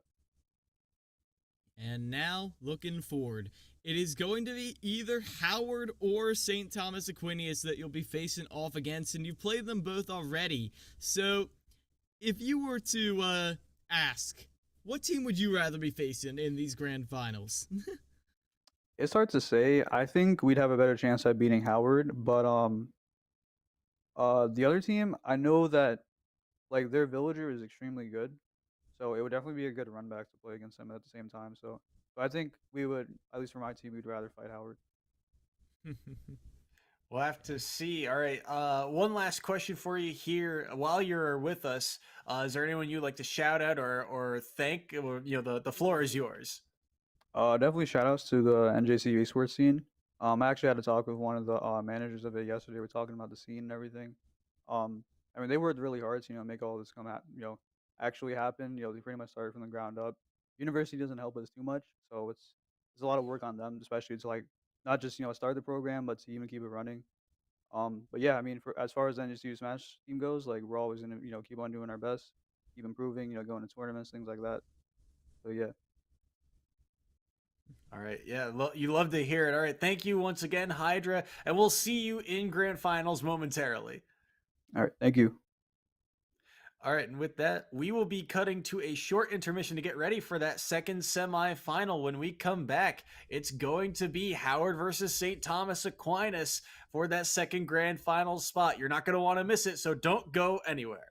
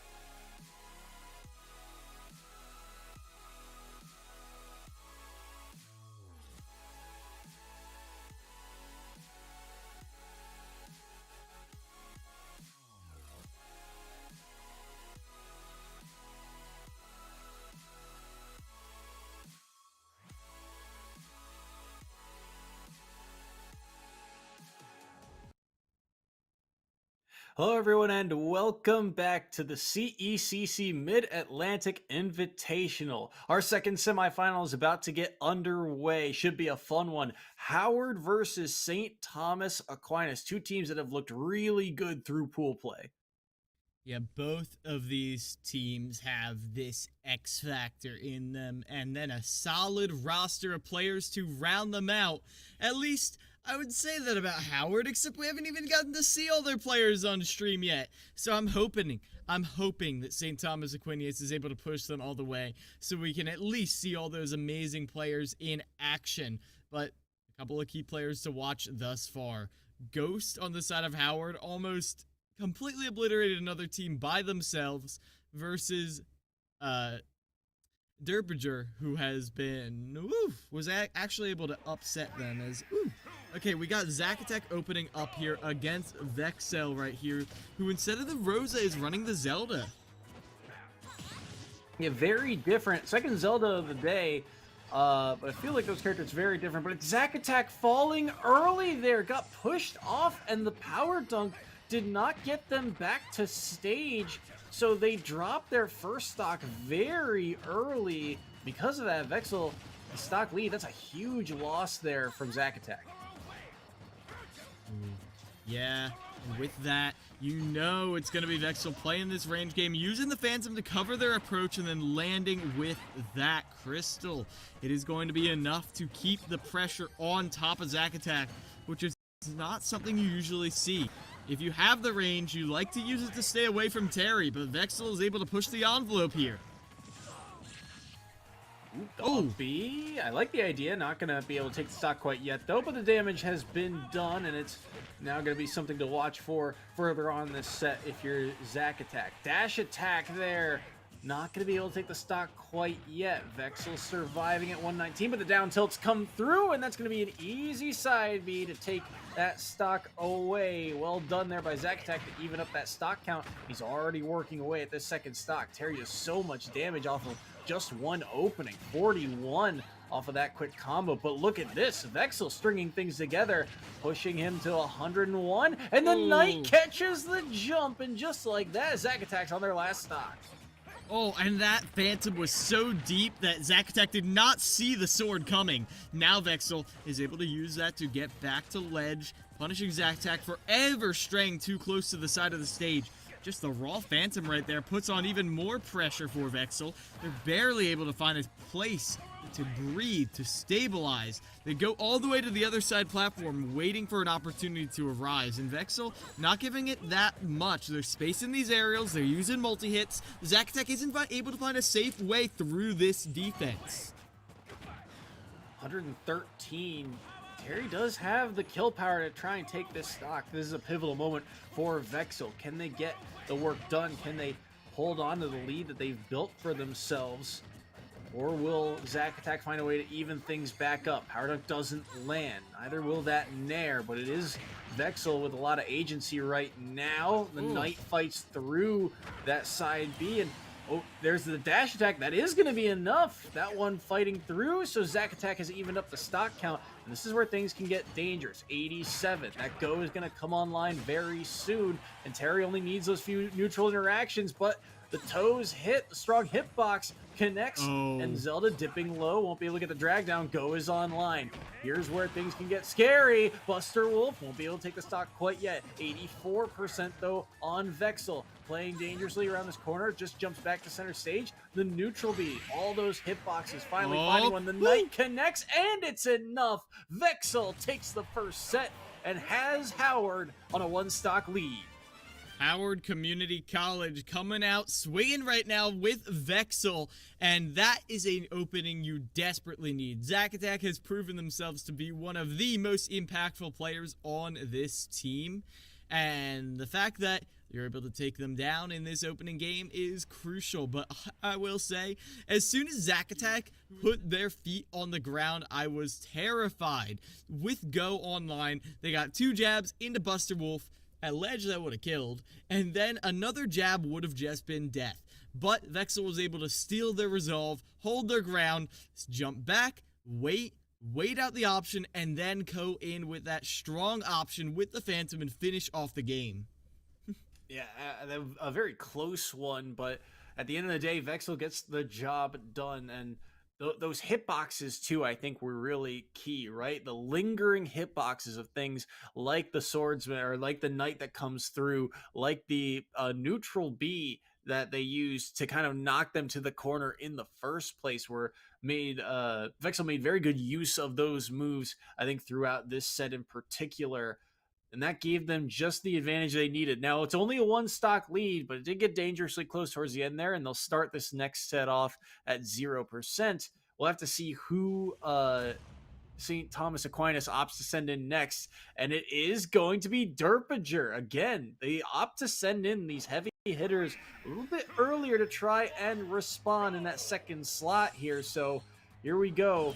Derpinger, another heavy hitter of this St. Thomas Aquinas roster, looking to try and take a stock off of Vexel's Zelda. Earlier, we saw Mythical Tycho come out on the Zelda, and slowly Derpinger found ways to adapt to every single approach option from them. We'll see if the same thing holds true for Vexel, or if Vexel can mix things up enough for Derpinger to get fought out, as these aerials, aggressive aerials, using these multi-hits is tripping up Derpinger for the time being, but now here comes the aggression that we know and love from him. 42%, looking to try and take the stock early. How do you get back off of the ledge? The roll around, it looked like Derpinger was scouting it, but just couldn't get there in time. 72% right now. Neutral B knocks him away. Only 35 to Derpinger. Forward air, did a lot of shield pressure, but won't land quite yet. Those kind of fall down neutral Bs that are being used time and time again. There's a lot on that move, and Derpinger is starting to find the gap where he can possibly punish it. Wanted maybe another one there, but the up air lands instead. Knight gets interrupted, won't be able to fully charge. Forward air again, knocking off stage, has to up B, gets around the bowling ball, but the up air is going to do a lot of work as well. Reflects the Lloyd rocket, but Vexel feels like they might be working on borrowed time. Good drift away there from that forward air, but that up tilt is going to be enough, that I believe was down tilt. Either way, Derpinger takes the stock, and things are back to even. 6-6 right now between Howard and St. Thomas Aquinas. They are, well, dead even. And now here comes the matchup that, I expect here comes the matchup. Ghost showed dominance in their previous sets. We saw them. And if Ghost against Derpinger, whoever wins this could just sweeping through in the end. Now, we did see when Derpinger went up. Oh, okay. Ghost is actually not coming in. Some confidence right here from Howard, and I like that. If you're able to weaken up Derpinger, then maybe Ghost can sweep through the rest. And again, these are not the only key players, but as the X factors of their respective teams, you have to pay mind to them. Yeah, absolutely the case. The way Ghost has been playing, it would be, he is, I think, like you said, the key member of this team to watch. When he finds success, this team finds success. And to send him in here, a Cloud versus Villager type of matchup, that seems very volatile kind of both ways. Cloud can take stocks very early, but also if Cloud gets knocked off stage, you might lose your stock very early, especially to a character like Villager. So maybe they're trying to avoid that type of matchup for as long as they can, especially the way Cloud's been or that Ghost has been playing. If he can hold on to that stock for a little bit longer and not have to deal with that matchup, possibly, like you said, weaken the amount of stocks he's got to go through, the way Derpinger has been playing, that would do wonders for them down the line. Because we've already seen Ghost on one stock can cruise through some teams, but this is that third member that we didn't get to see the last time around for the side of Howard. Opting for Yoshi, it appears to be the case. That's another kind of strange counter pick that we haven't seen a lot of. Now, this is one character who I think can butt heads with Derpinger's playstyle. That forward airs, the forward air is not going to break Yoshi's double jump armor anytime soon, and so because of that, we can actually see Gon coming in and actually contesting Derpinger in the air. Not something we see that often. Usually you have to catch one of their landings. See what Gon's Yoshi can do. First time we've seen them on stream. How do they handle the pressure as things evened up here? What can they do against Villager? So far, so good. Things just about even. 0.3% separate the two of them. And so far it's Gon. He's opted to kind of play around the outskirts of the stage. You're seeing a lot of jumping around these platforms. Really not opting for stage control. Yoshi's got some good combo game as well that they can pull off if they find something like the drag down of back air, but no real openings. Derpager playing a very strong defensive game. Some dash attacks will land, but not too much off the back of them. Oh, this is huge from Gon right now, as they're able to keep racking up the damage right here, and that's the thing about Yoshi. Very reliable kill confirms. Forward air, up air, up tilt, up air, forward tilt, up air, down throw, up air. All of them work at certain percents, and those are all options that Derpager has to be aware of as they start to climb higher and higher. Gotta be careful here. Both, again, still hanging around at those even percents. Ooh, that forward air nearly cost Gon the stock, but the air dodge gets him back to stage. Gon weaving away around these platforms once again. Finds his way in with the egg, but the down air interrupting a possible move. But what a spike there. Derpager catching the jump there seemingly out of nowhere. Gon drops the stock, and it's Derpager in the lead. That was at the very peak. That had to be exactly when that double jump armor ran out. As now down a stock, Gon is struggling to find these hits that will confirm. I mean, even putting Derpager off stage is proving to be quite a challenge for them. As finally they get that forward air a little out of the up air percentages. That's heartbreaking right there. If you're Gon, you've just lost one of your main kill options. Now fishing for more opportunities to finally put Derpager in the ground. Won't find the up smash there. Still trying to find a way to end the stock, but he's eating 73% for it. The back air lands, but it's only the drag down. He ends up falling back down to the stage. The tree will be planted, the egg will land, but it's all just for that percent. And Derpager continuing to kind of work their way into center stage control. Air dodging around that up air, another clutch moment. They'll be able to land back on stage. No strong hitboxes really to be seen, just chip damage across the board for both of these players. The neutral B, I like the idea on the mix-up. The jab actually ends up landing, but the Lloyd Rocket will help cover that edge guard. But the back air, there it is. All the hits connect, and Derpager has dropped their first stock, but it's 123 on Gon's second, which means he's kind of working on borrowed time, and they're going to knock him off the tree around the edge, and they'll be able to make it back. Gon here, still a lot of work to be done, and they'll drop the stock thanks to that up air.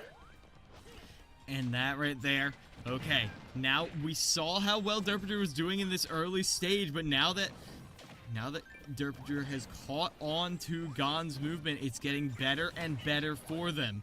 They've got the egg as that sort of diagonal anti-air. Yoshi loves to come in at an upwards diagonal angle, and that is exactly where the egg, when pocketed, covers.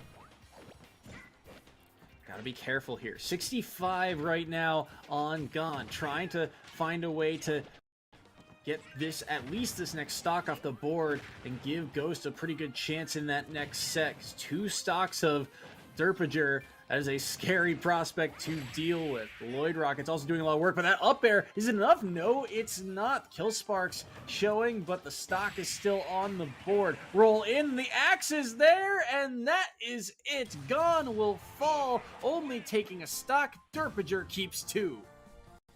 Down to the anchor right now for the side of Howard Community College, and what an anchor it is. However, this could be tricky.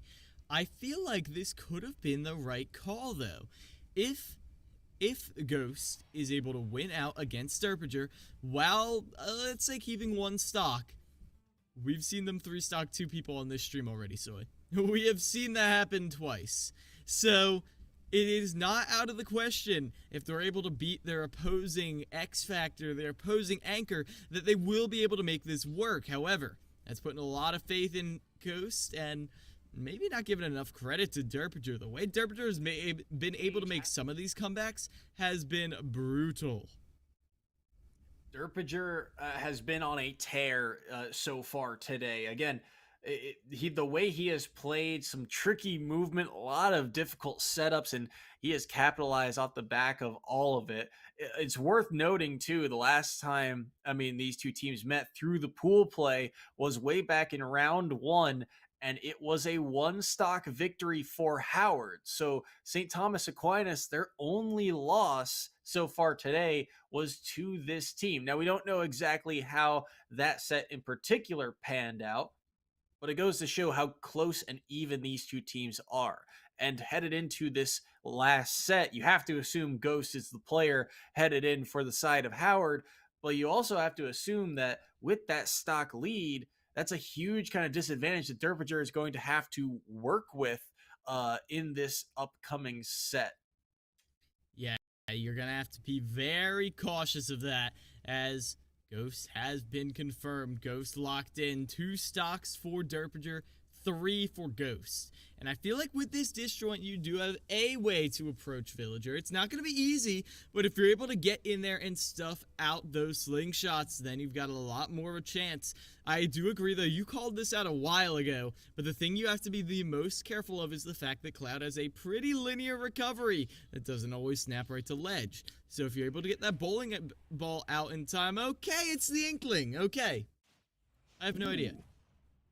Inkling, very different. We saw the Cloud on a roll earlier on stream. I believe it was against Loyola, Maryland. Inkling, a different character in their own right. Now, I think you still have a relatively similar type of combo game, but that survivability, you almost wonder if it's because of that recovery. Inkling has a little bit more drift. You've got that hitbox to work with. I wonder if that's the reason why we're seeing the character switch. The way that Cloud was moving earlier, this Inkling, well, so far struggling, 73%, and that's the first hit they've landed on Derpinger. The one thing that defined Ghost for me was movement, and if there is any character who can get schmovin' just like that, it is definitely Inkling. However, with the way that Derpinger's been controlling the ground right now, where are you going to move? Everywhere is a no-walk zone. They're trying to cover the ground with that splat bomb. It's not going to matter. They get the down air out of that attempt at a roller, and now with the back throw, you're getting even closer to death right now. Watering up that tree, covering the ledge, but not enough time right there, as Ghost is able to retreat safely to the other side of the stage for now.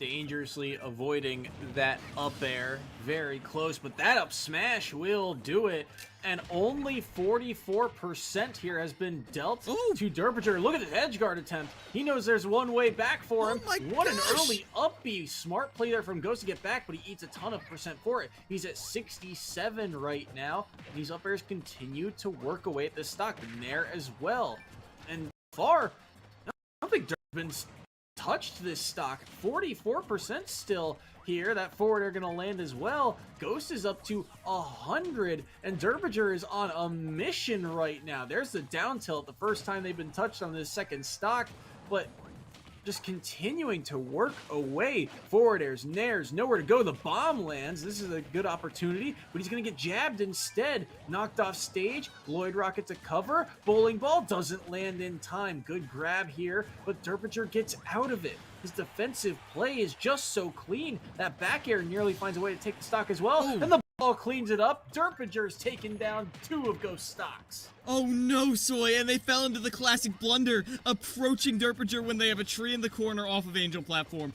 And because of that, they lost that little bit of advantage that they had. They actually got punished, but at least it wasn't a kill this time. At least Ghost had the defense there. But with the pineapple, Howard Community College is out of here. That will be St. Thomas Aquinas College going all the way to grand finals for the rerun against New Jersey City University.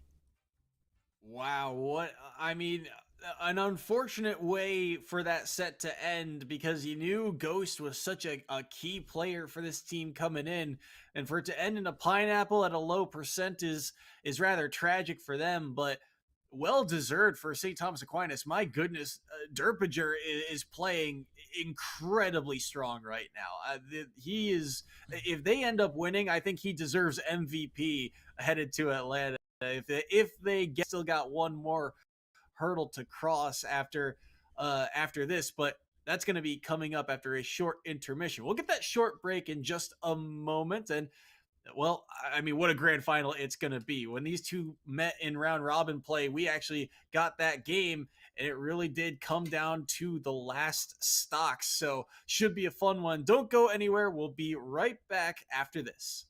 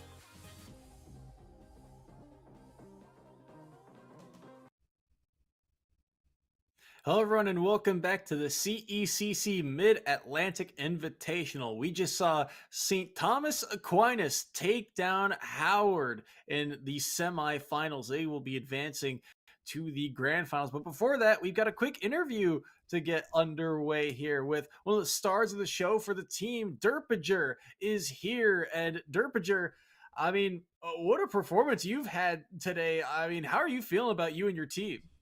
I'm feeling good. We came into this not really knowing how well we would do, but we're in grand finals somehow, so we can't be sad about that. Yeah, no, not at all. And the first thing I got you about is early on in pools, you faced Howard and you ended up falling to them with one stock. One stock was the only difference. So what was the key change you made in between then and now to get you here? For me, I think it was more of mostly a momentum thing. After that, we played other teams, and then I started to feel like I was playing better. And then I got more confident, and we were doing. And then we knew we were so close to winning last time that I'm just like, if I just play a little bit better, I should be good. You in particular have had yourself a day. The number of stocks you've taken per match is really something else to watch. So I guess my question is, do you have a certain type of maybe a pregame ritual or some sort of warm up that you go through to get ready for events like today? Beforehand, I sometimes just like play a few matches with my teammates. Obviously, I do like some just like drills of like some like out of shield options and stuff like that. Make sure I got that all set up, and then when I see like what there's like a few seconds before, I just remind myself what do they want and how do I avoid letting them get what they want. Mm-hmm. Yeah, and you definitely did that. We've been calling your villager the anti-zoner all day long, and that has been pretty accurate. Though, I just want to ask, on a personal note, you've hit a lot of crazy setups, some traps today. Do you have a favorite setup that you hit? A favorite setup that you've hit so far today? Um, I think my favorite is when I like two framed. I think it was the Palu when I two framed him with Lloyd and then I immediately spiked him out of that. That was pretty sick. I Mm. had I had no faith that it would actually work and then did and then everyone was like, "Oh my god!" I'm like, "Yeah, I didn't know that was gonna happen either." But that was very hype. Yeah. That was fun to watch. All right, I got one more question for you before we go. Uh, sorry, let me rephrase. You guys are on to grand finals against New Jersey City. Last time you guys met, it was in that third round. It was very close. It was down to the wire. What's the key for you guys in this matchup? Or do you have any insight into this grand finals? The most I can really say is that last semester in the ECAC, it was either the ECC or the ECAC. We played them in like when we were in top four and we got like absolutely destroyed. So I guess we came into no expectations and seeing what we can do. So we play our best. Don't make anything easy for them. Don't let them get what they want. And then if we play well, we have a real shot. Yeah, absolutely the case. All right, while you're here, is there anyone you would like to shout out or thank? The floor is yours, Yeah. essentially. First of all, the two people behind me, Joe and Zach.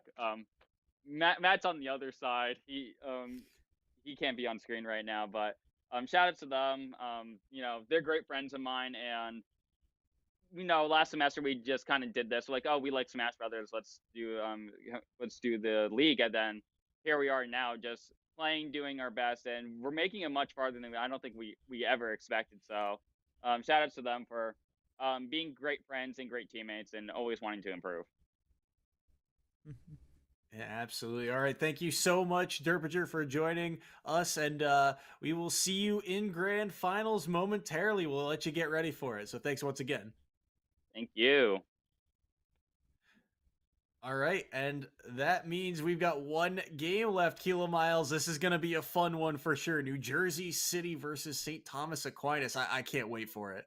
Yeah, me neither. It's gonna be so hype. The rematch last time it came down to the wire, and this time we're gonna see if they can make it just as hype. Before I mistakenly said, oh, that might have been the match of the tournament right there, the last time we saw these teams fight. And now we're about to see them in finals. And you know it's going to be even better, so stick around. The CECC Mid-Atlantic Invitational will be right back with the finals in just a couple of minutes.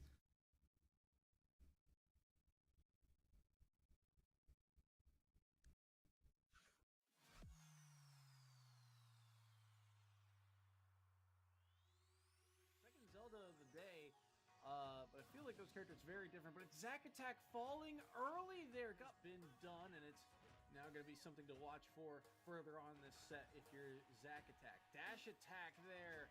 Not going to be able to take the stock quite yet. Vexel surviving at 119, but the down tilts come through, and that's going to be an easy side. Working away at this second stock. Terry does so much damage off of just one opening. 41 off of that quick combo, but look at this. Vexel stringing things together, pushing him to 101, and the Knight catches the jump, and just like that. Or will Zack Attack find a way to even things back up? Power Dunk doesn't land. Neither will that Nair, but it is Vexel with a lot of agency right now. The Knight fights through that side B, and oh, there's the dash attack. That is going to get scary. Buster Wolf won't be able to take the stock quite yet. 84% though on Vexel. Playing dangerously around this corner. Just jumps back to center stage.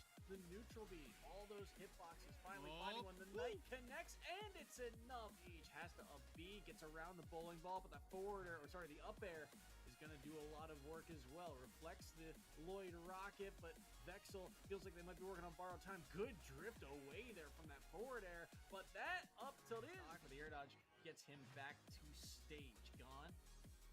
Weaving away around these platforms once again. Finds his way in with the egg, but the down air interrupting a possible move. But what a spike there. Stage. No strong hitboxes really to be seen. Just chip damage across the board for both of these players. The neutral B, I like the idea on the mix up. The jab actually ends up landing, but the Lloyd rocket will help cover that edge guard. It's 123 on Gon's second, which means he's kind of working on borrowed time, and they're going to knock him off stage. A tree around the edge, and they'll be able to make it back. Gon here, still a lot of work to be done, and they'll drop it here as a scary prospect to deal with. Lloyd Rocket's also doing a lot of work, but that up air, is it enough? No, it's not. Kill Sparks showing, but the stock is still on the board. Roll in, the axe is there, and that is it. To death right now. Watering up that tree, covering the ledge, but not enough time right there as Ghost is able to retreat safely to the other side of the stage for now. Dangerously avoiding that up air. Very close, but that up smash gets a cover. Bowling ball doesn't land in time. Good grab here, but Derpinger gets out of it. His defensive play is just so clean. That back air nearly finds a way to take the stock as well. And the bowling ball cleans it up. Derpinger's taken down two of them. Derpinger when they have a tree in the corner off of Angel platform. And because of that, they lost that little bit of advantage that they had. They actually got punished, but at least it wasn't a kill this time. At least Ghost had the defense there. But with the pineapple...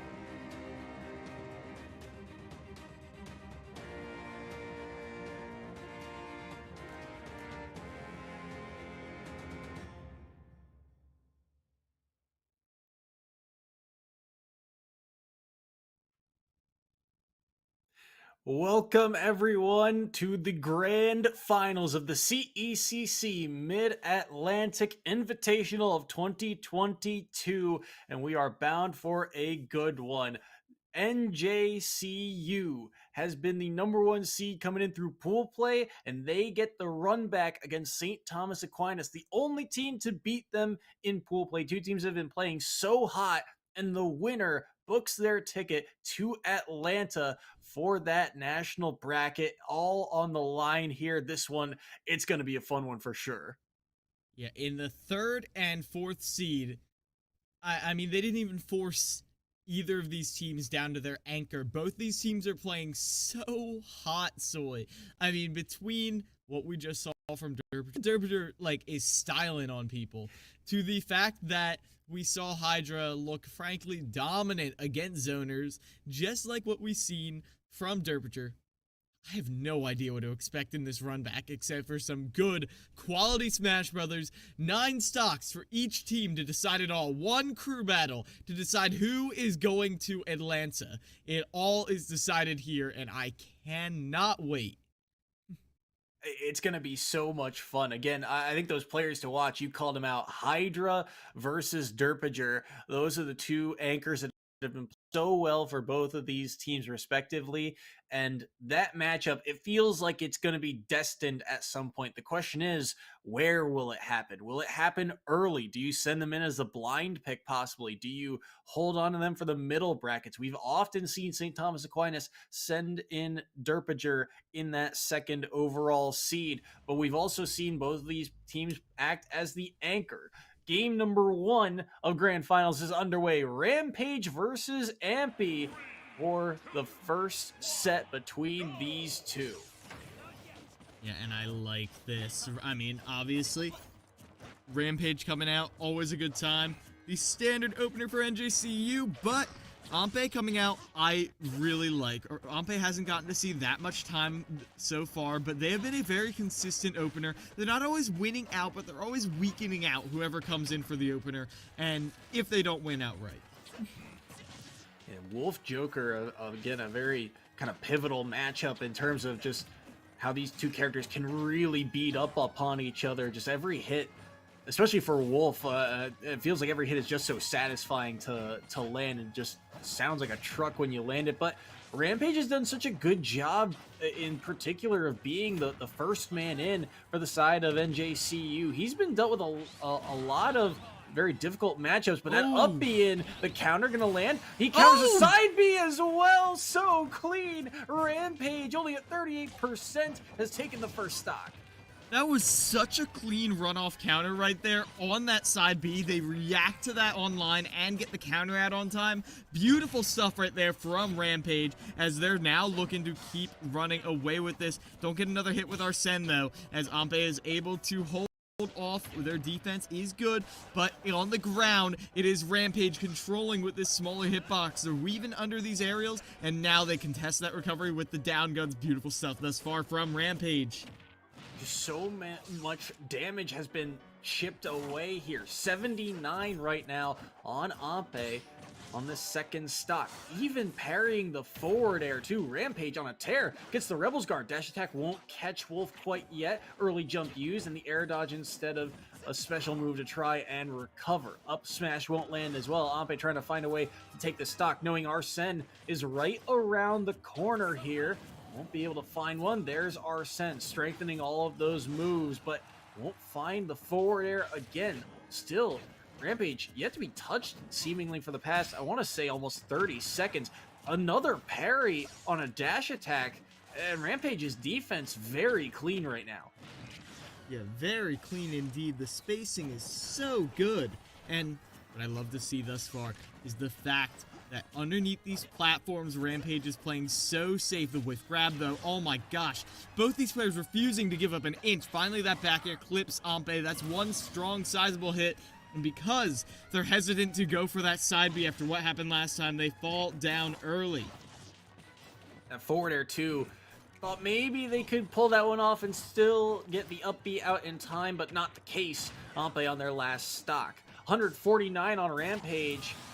That down smash, yep, well done there. Spaced around the Rebels guard and ended up connecting on that down smash as well. But, oh, wait, no jump, possibly, but still gets the grab here, and Ampe forced to the corner once more. 67, that was an awkward trade there. I think he wanted to grab, but it ends up dipping low, but the fade is not enough. He went for the slide angle, and it didn't get him there. Ampe falls. Rampage holds 2 stocks headed into the next match. That, Soy, was the cleanest ledge pressure we have seen from Rampage all day. Unequivocally. The fact that Rampage was interrupting the recoveries with the counter, was consistently pressuring them, making Ampe make those mistakes at ledge, because here's the thing. People don't just make those mistakes all the time. Sure, you can accidentally misinput a button. It's online. But it's not just that. It's the fact that they make Ampe too scared to go for a side recovery or a very low recovery, and they force them to try and get these sweetest of sweet spots, and that's not going to work. The spacing isn't going to be there, and that is why Rampage ran away with that 2-stock lead. A 2-stock lead, and we're getting word that it is going to be Derpager, that second man in for St. Thomas Aquinas. He's always been that second man in, but the way he's played like a captain, like an anchor. He has been on fire today on this Villager. Even in the last time these two teams met, he took a great handful of stocks. I believe he took down, I think similarly, 2 of Rampage's, and I think I believe he did take all of Hydra's stocks in that set. So he's been on a tear today. And if there were one player to try and even things out, you would lean on Derpager. But Wolf versus Joker, we did actually see this one. Actually, I believe the last time it was Rampage only had 1 stock remaining. Either way, Derpager a force to be reckoned with, and Rampage, we'll have to see if he can get any extra credit here on the board. I feel like it's definitely possible. Joker definitely has those tools to poke away at Villager. Additionally, his small hitbox, I mean, he's a twiggy little guy, Joker. He slips right under so many things. I feel like Joker's dashing animation might just be able to go under a badly spaced hop forward air. Like, a lot of Derpager's go-to options just aren't going to work the way you would hope they would. And that is what we're going to be seeing here on PS2, a wide open stage for a battle that is going to span every single inch of it, because we have seen with the floaty style, both these characters love to carry each other across the stage as soon as you get one hit of advantage. And Rampage in particular, no stranger to this matchup. He's faced a good handful of villagers today, both not only Derpager, but also Germ from the side of Old Dominion in that very first round of the day. So no stranger to the matchup. We'll see what he can do here. He's got 2 stocks to play with. Can he get anything off the board here of Derpager is the question, because the way Derpager has been playing, I mean, it is something else to watch. Loading in PS2, the site of this second set. Should be a fun one here. Rampage will have to drop that first stock, but otherwise it is no holds barred for these two. And I think that, this one's going to be a fun one. I think one of the keys that we didn't really see last time was that edge guard capability, right? You can catch Joker's recovery, and I think these two really in general can beat up on each other off stage, but it's a matter of getting to that phase of the game in the first place. And drag down right there into the grab. That was beautiful right there, stacking on some early percent, and that's crucial. Interrupting the tether right there with that quick old nair, but now here comes that ledge pressure again. Remember what I was saying? This is the best ledge pressure we've seen from Rampage all day. If they're able to carry that momentum into punishing Derpager every time they're at the ledge, this is going to be huge. They go all the way down, obviously gets the tech, and with the balloons, they're able to get back to ledge. Derpager, though, that is a wake-up call, or more of a wake-up slap. They need to clean up against Rampage. 109, and with Arsene still, this is still terrifying, but they'll wait it out, so Arsene now comes off the board, but still, the pressure is on. Joker's still got a decent amount of kill pressure without Arsene on the table. And at 77, too, you've built up a little bit of rage. What a fade! Still threatening, but those back airs not quite going to find the mark to good drift there from Derpinger. A lot of damage racked up there thanks to the Lloyd rocket. Threatening once again, but the miss space there. I think he wanted to cover a movement option there for the moment, but couldn't find it. Either way, it's Rampage who's able to take that stock there thanks to that back air. Back throw to answer. Lloyd rocket won't catch, and Derpinger can't catch Rampage right now, but the Arsene should come online here. He does. Can he find a way back to stage? Very low. Good. What a up B. recovery. That was Oh so my good gosh. on the fade, and Rampage, the survivability right now on point.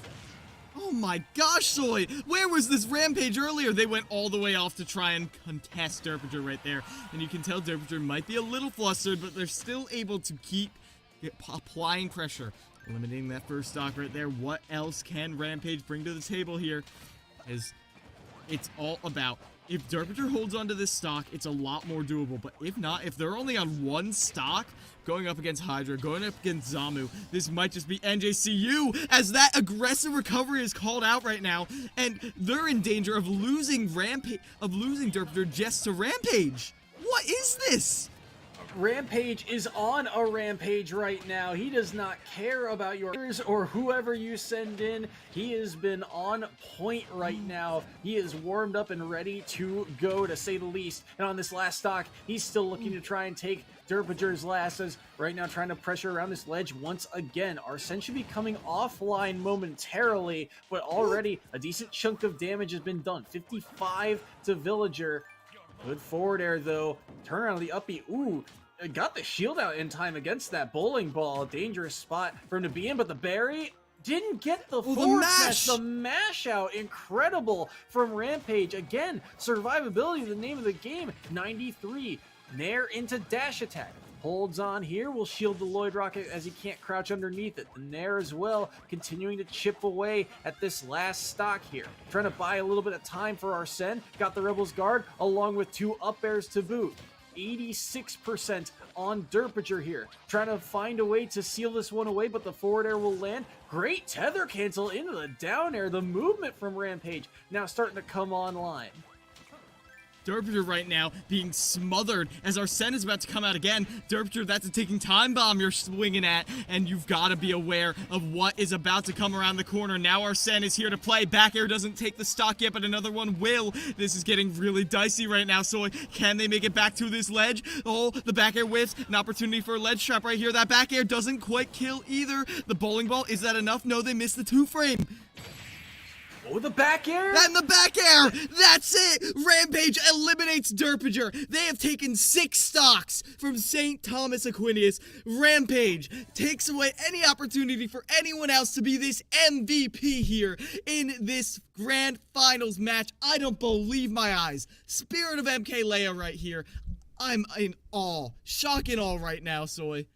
It's incredible to watch. Rampage again. He's been kind of the go-to guy, the lead-in blind pick, and just kind of, play with the cards you're dealt type of player here throughout this run for New Jersey City. But he has come alive in this grand finals. He's looking like Ghost. I feel like he just took Ghost's controller and said, here, let me use this, and just ran away with it. The fact that he's taken 6 stocks with his 3 goes to show, that warm-up phase is gone, over, dusted. Rampage is in full throttle mode, and he has built up a significant lead in this grand finals. It is now St. Thomas Aquinas on their last legs and without their star player, seemingly, in Derpinger. Oh my gosh. And Neo Joe coming in right now. These 2 players have never fought because Neo Joe always comes in towards the ladder. And I do want to touch on one little aspect that I'm going to be looking out for. There's a reason I said the spirit of MK Leo, and it wasn't just the coloring. It was those little crouches. You see that? They get off ledge and they crouch. They see the Lloyd rocket come in and they crouch. Because that is one of Joker's best tools. You're able to crouch, and that means what they need to do is they either need to commit to a short hop and the fast fall aerial or a rising aerial. And the rising aerial isn't going to hit. They know that. So when they see a short hop, all they can do is just shield, and then they either hit your shield or they don't hit your shield. Either way, it's such a good mix-up. Those little crouches. That is an MK Leo special all day, every day of the week. And that is one of the main things they were using to mix up Derpature right there. Every time Derpature wanted to get aggressive. Yeah, and the other thing too that I've been a fan of too, that drift off stage, the off stage presence of Rampage is so threatening. The way he just fades with that back air and just seemingly follows you, just playing that game of chicken of, okay, how far do you want to go? How deep do you want to try and recover from? Because it's going to limit your options once you get back to that ledge. Rampage does such a good job of just kind of poising and positioning himself to be in the right place at the right time. And even if the back air doesn't land, he's bought enough time to kind of reset the situation afterward. Really well done by Rampage. He's on his last stock here, but Neo Joe, this PT, the last time we saw him was actually the last time these two teams met in that round robin play, and Neo Joe dropped 2 stocks and nearly a third to Zamu, the Samus, in that very last set. So this is a tall task for Neo Joe. But on the other hand, Pokemon Trainer is a character that can get a lot of work done, especially against a character like Joker. You've got a lot of options at your disposal, and if all you need to take is 1 stock, it seems very manageable. The problem is you got to find a way to take another 6 after this first one. So backs against the wall here for St. Thomas Aquinas. Rampage, last stock for him. How much work can he get done? That is what is decided here. Rampage has already cemented themselves as the MVP, let's be real. But can you do any more? Neo Joe looking to put a stop to that. Just 1 stock on the board. The opposite scenario that we've seen before. Now it's Neo Joe with their back against the wall. Can they get this finisher? Can Neo Joe pull the same kind of clutch we just saw from Rampage, from a player we did not have our eyes on? We'll see.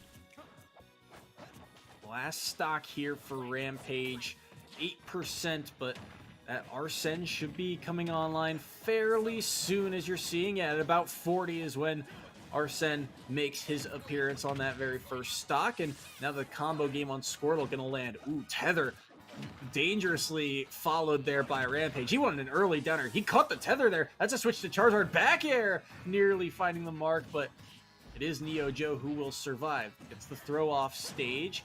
Arsene will leave momentarily, but for the moment, Charizard will get the grab, throws him off stage, and he'll opt to get back there, and Rampage got the drag down. Does he make it 2 for 2? No, pulled the trigger on the back air, but couldn't quite find the mark. This Charizard seems to be the go-to guy for the moment for the side of Neo Joe. Got a lot of work done the last time we saw it out, but this Joker dashing in, gonna get caught, and that is going to be the game. So no extra stock taken there, but Rampage, the work had already been done. Neo Joe takes the first stock, a pivotal one at that, but they've got to find a way to take 6 more.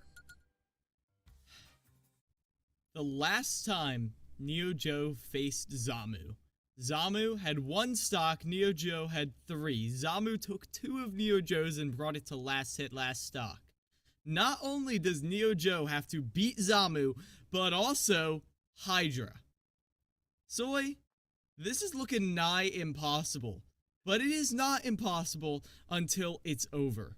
We gotta keep that in mind. I would not have told you that Rampage was taken down.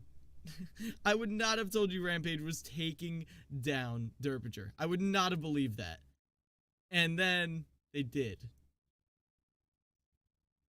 So Hydra coming in right here. Neo Joe not even getting the chance to run it back against Zamu. Is Hydra going to stuff out St. Thomas Aquinas' dreams right here and stamp their ticket to Atlanta? Or will Neo Joe pull off another insane upset here in the grand finals? We'll see. Here in what could be our last set.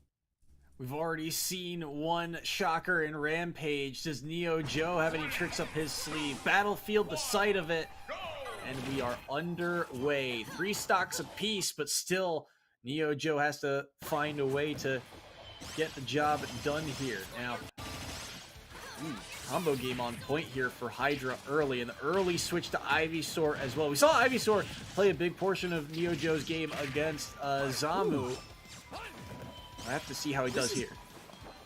That was pretty clean right there, but Hydra takes a deep breath and shuts that down. Now, you can see Neo Joe trying to control under this platform, but they get shield poked once, and that's the only invitation Hydra needs. Chasing them down in the air with the artillery fire, but it's not enough to finish off the stock quite yet, Soy.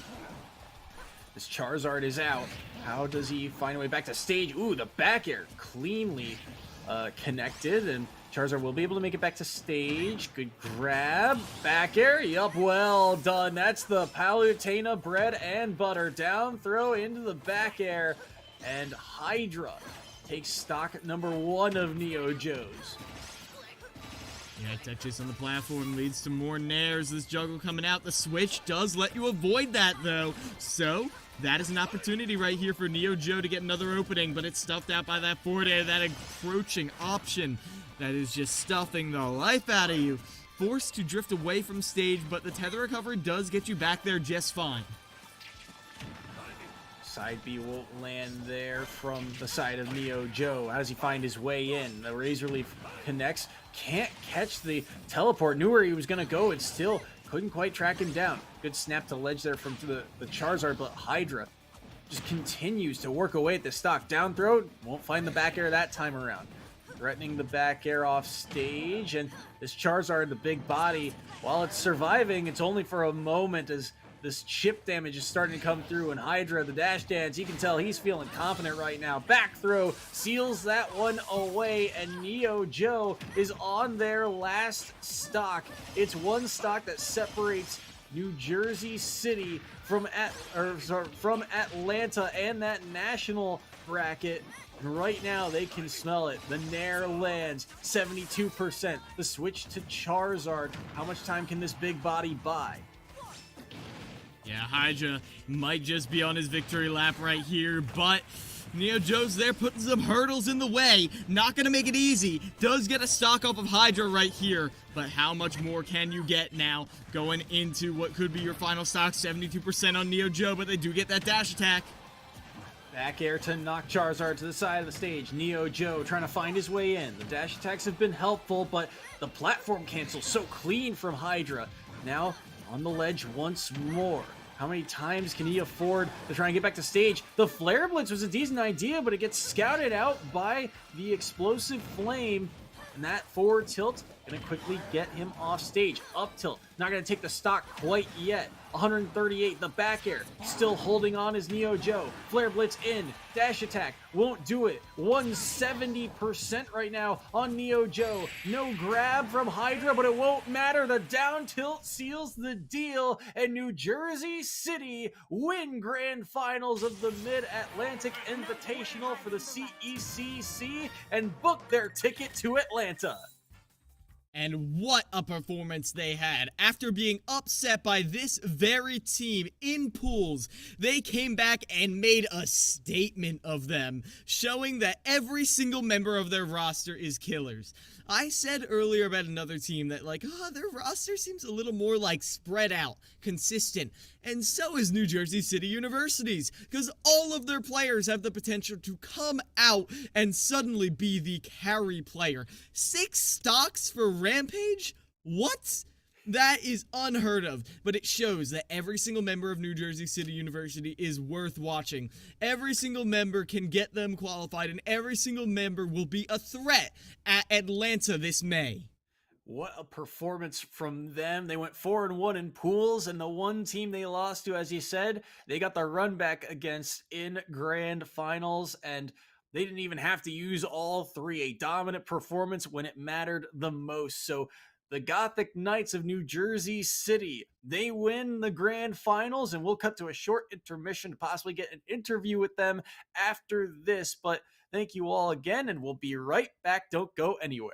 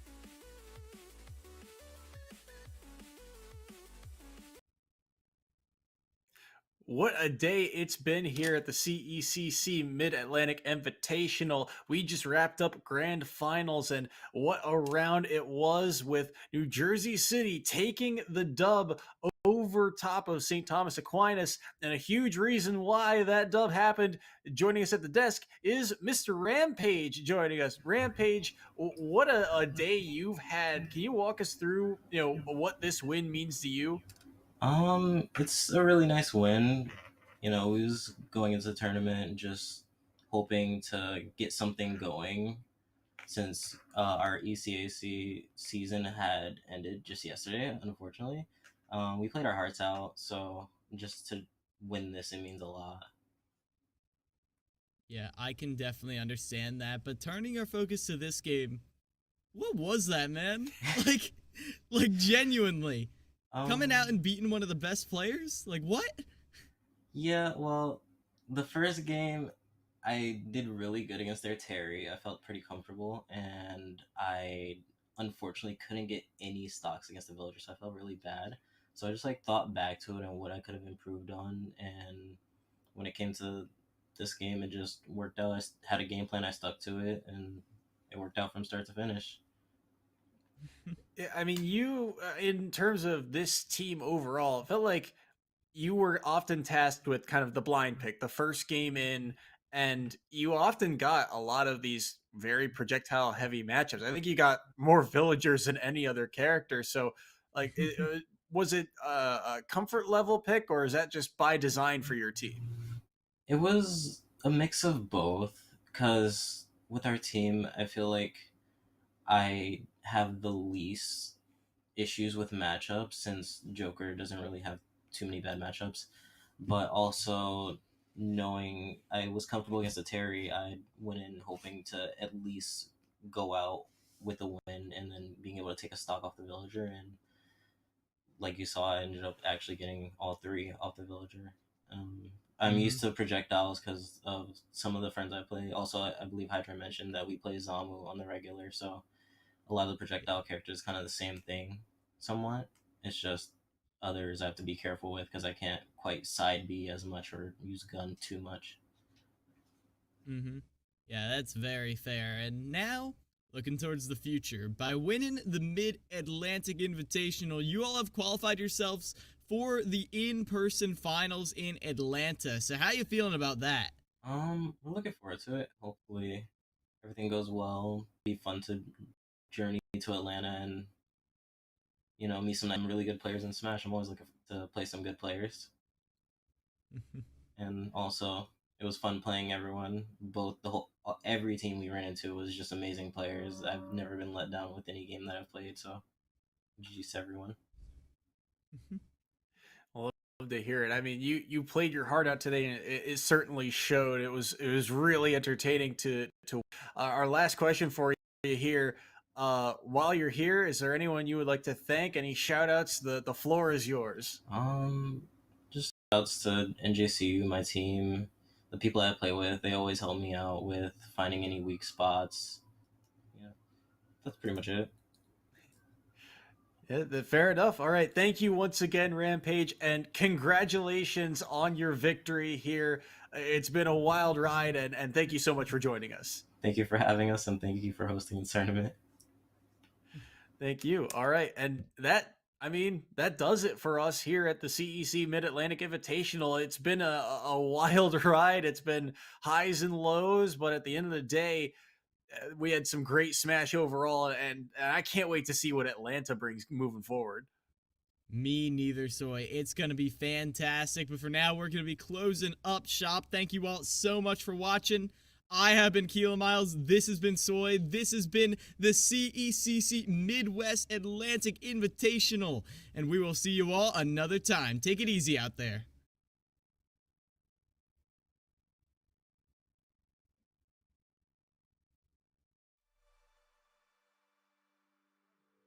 Particular of being the first man in for the side of NJCU. He's been dealt with a lot of very difficult matchups, but that up B in, the counter gonna land. He counters a side B.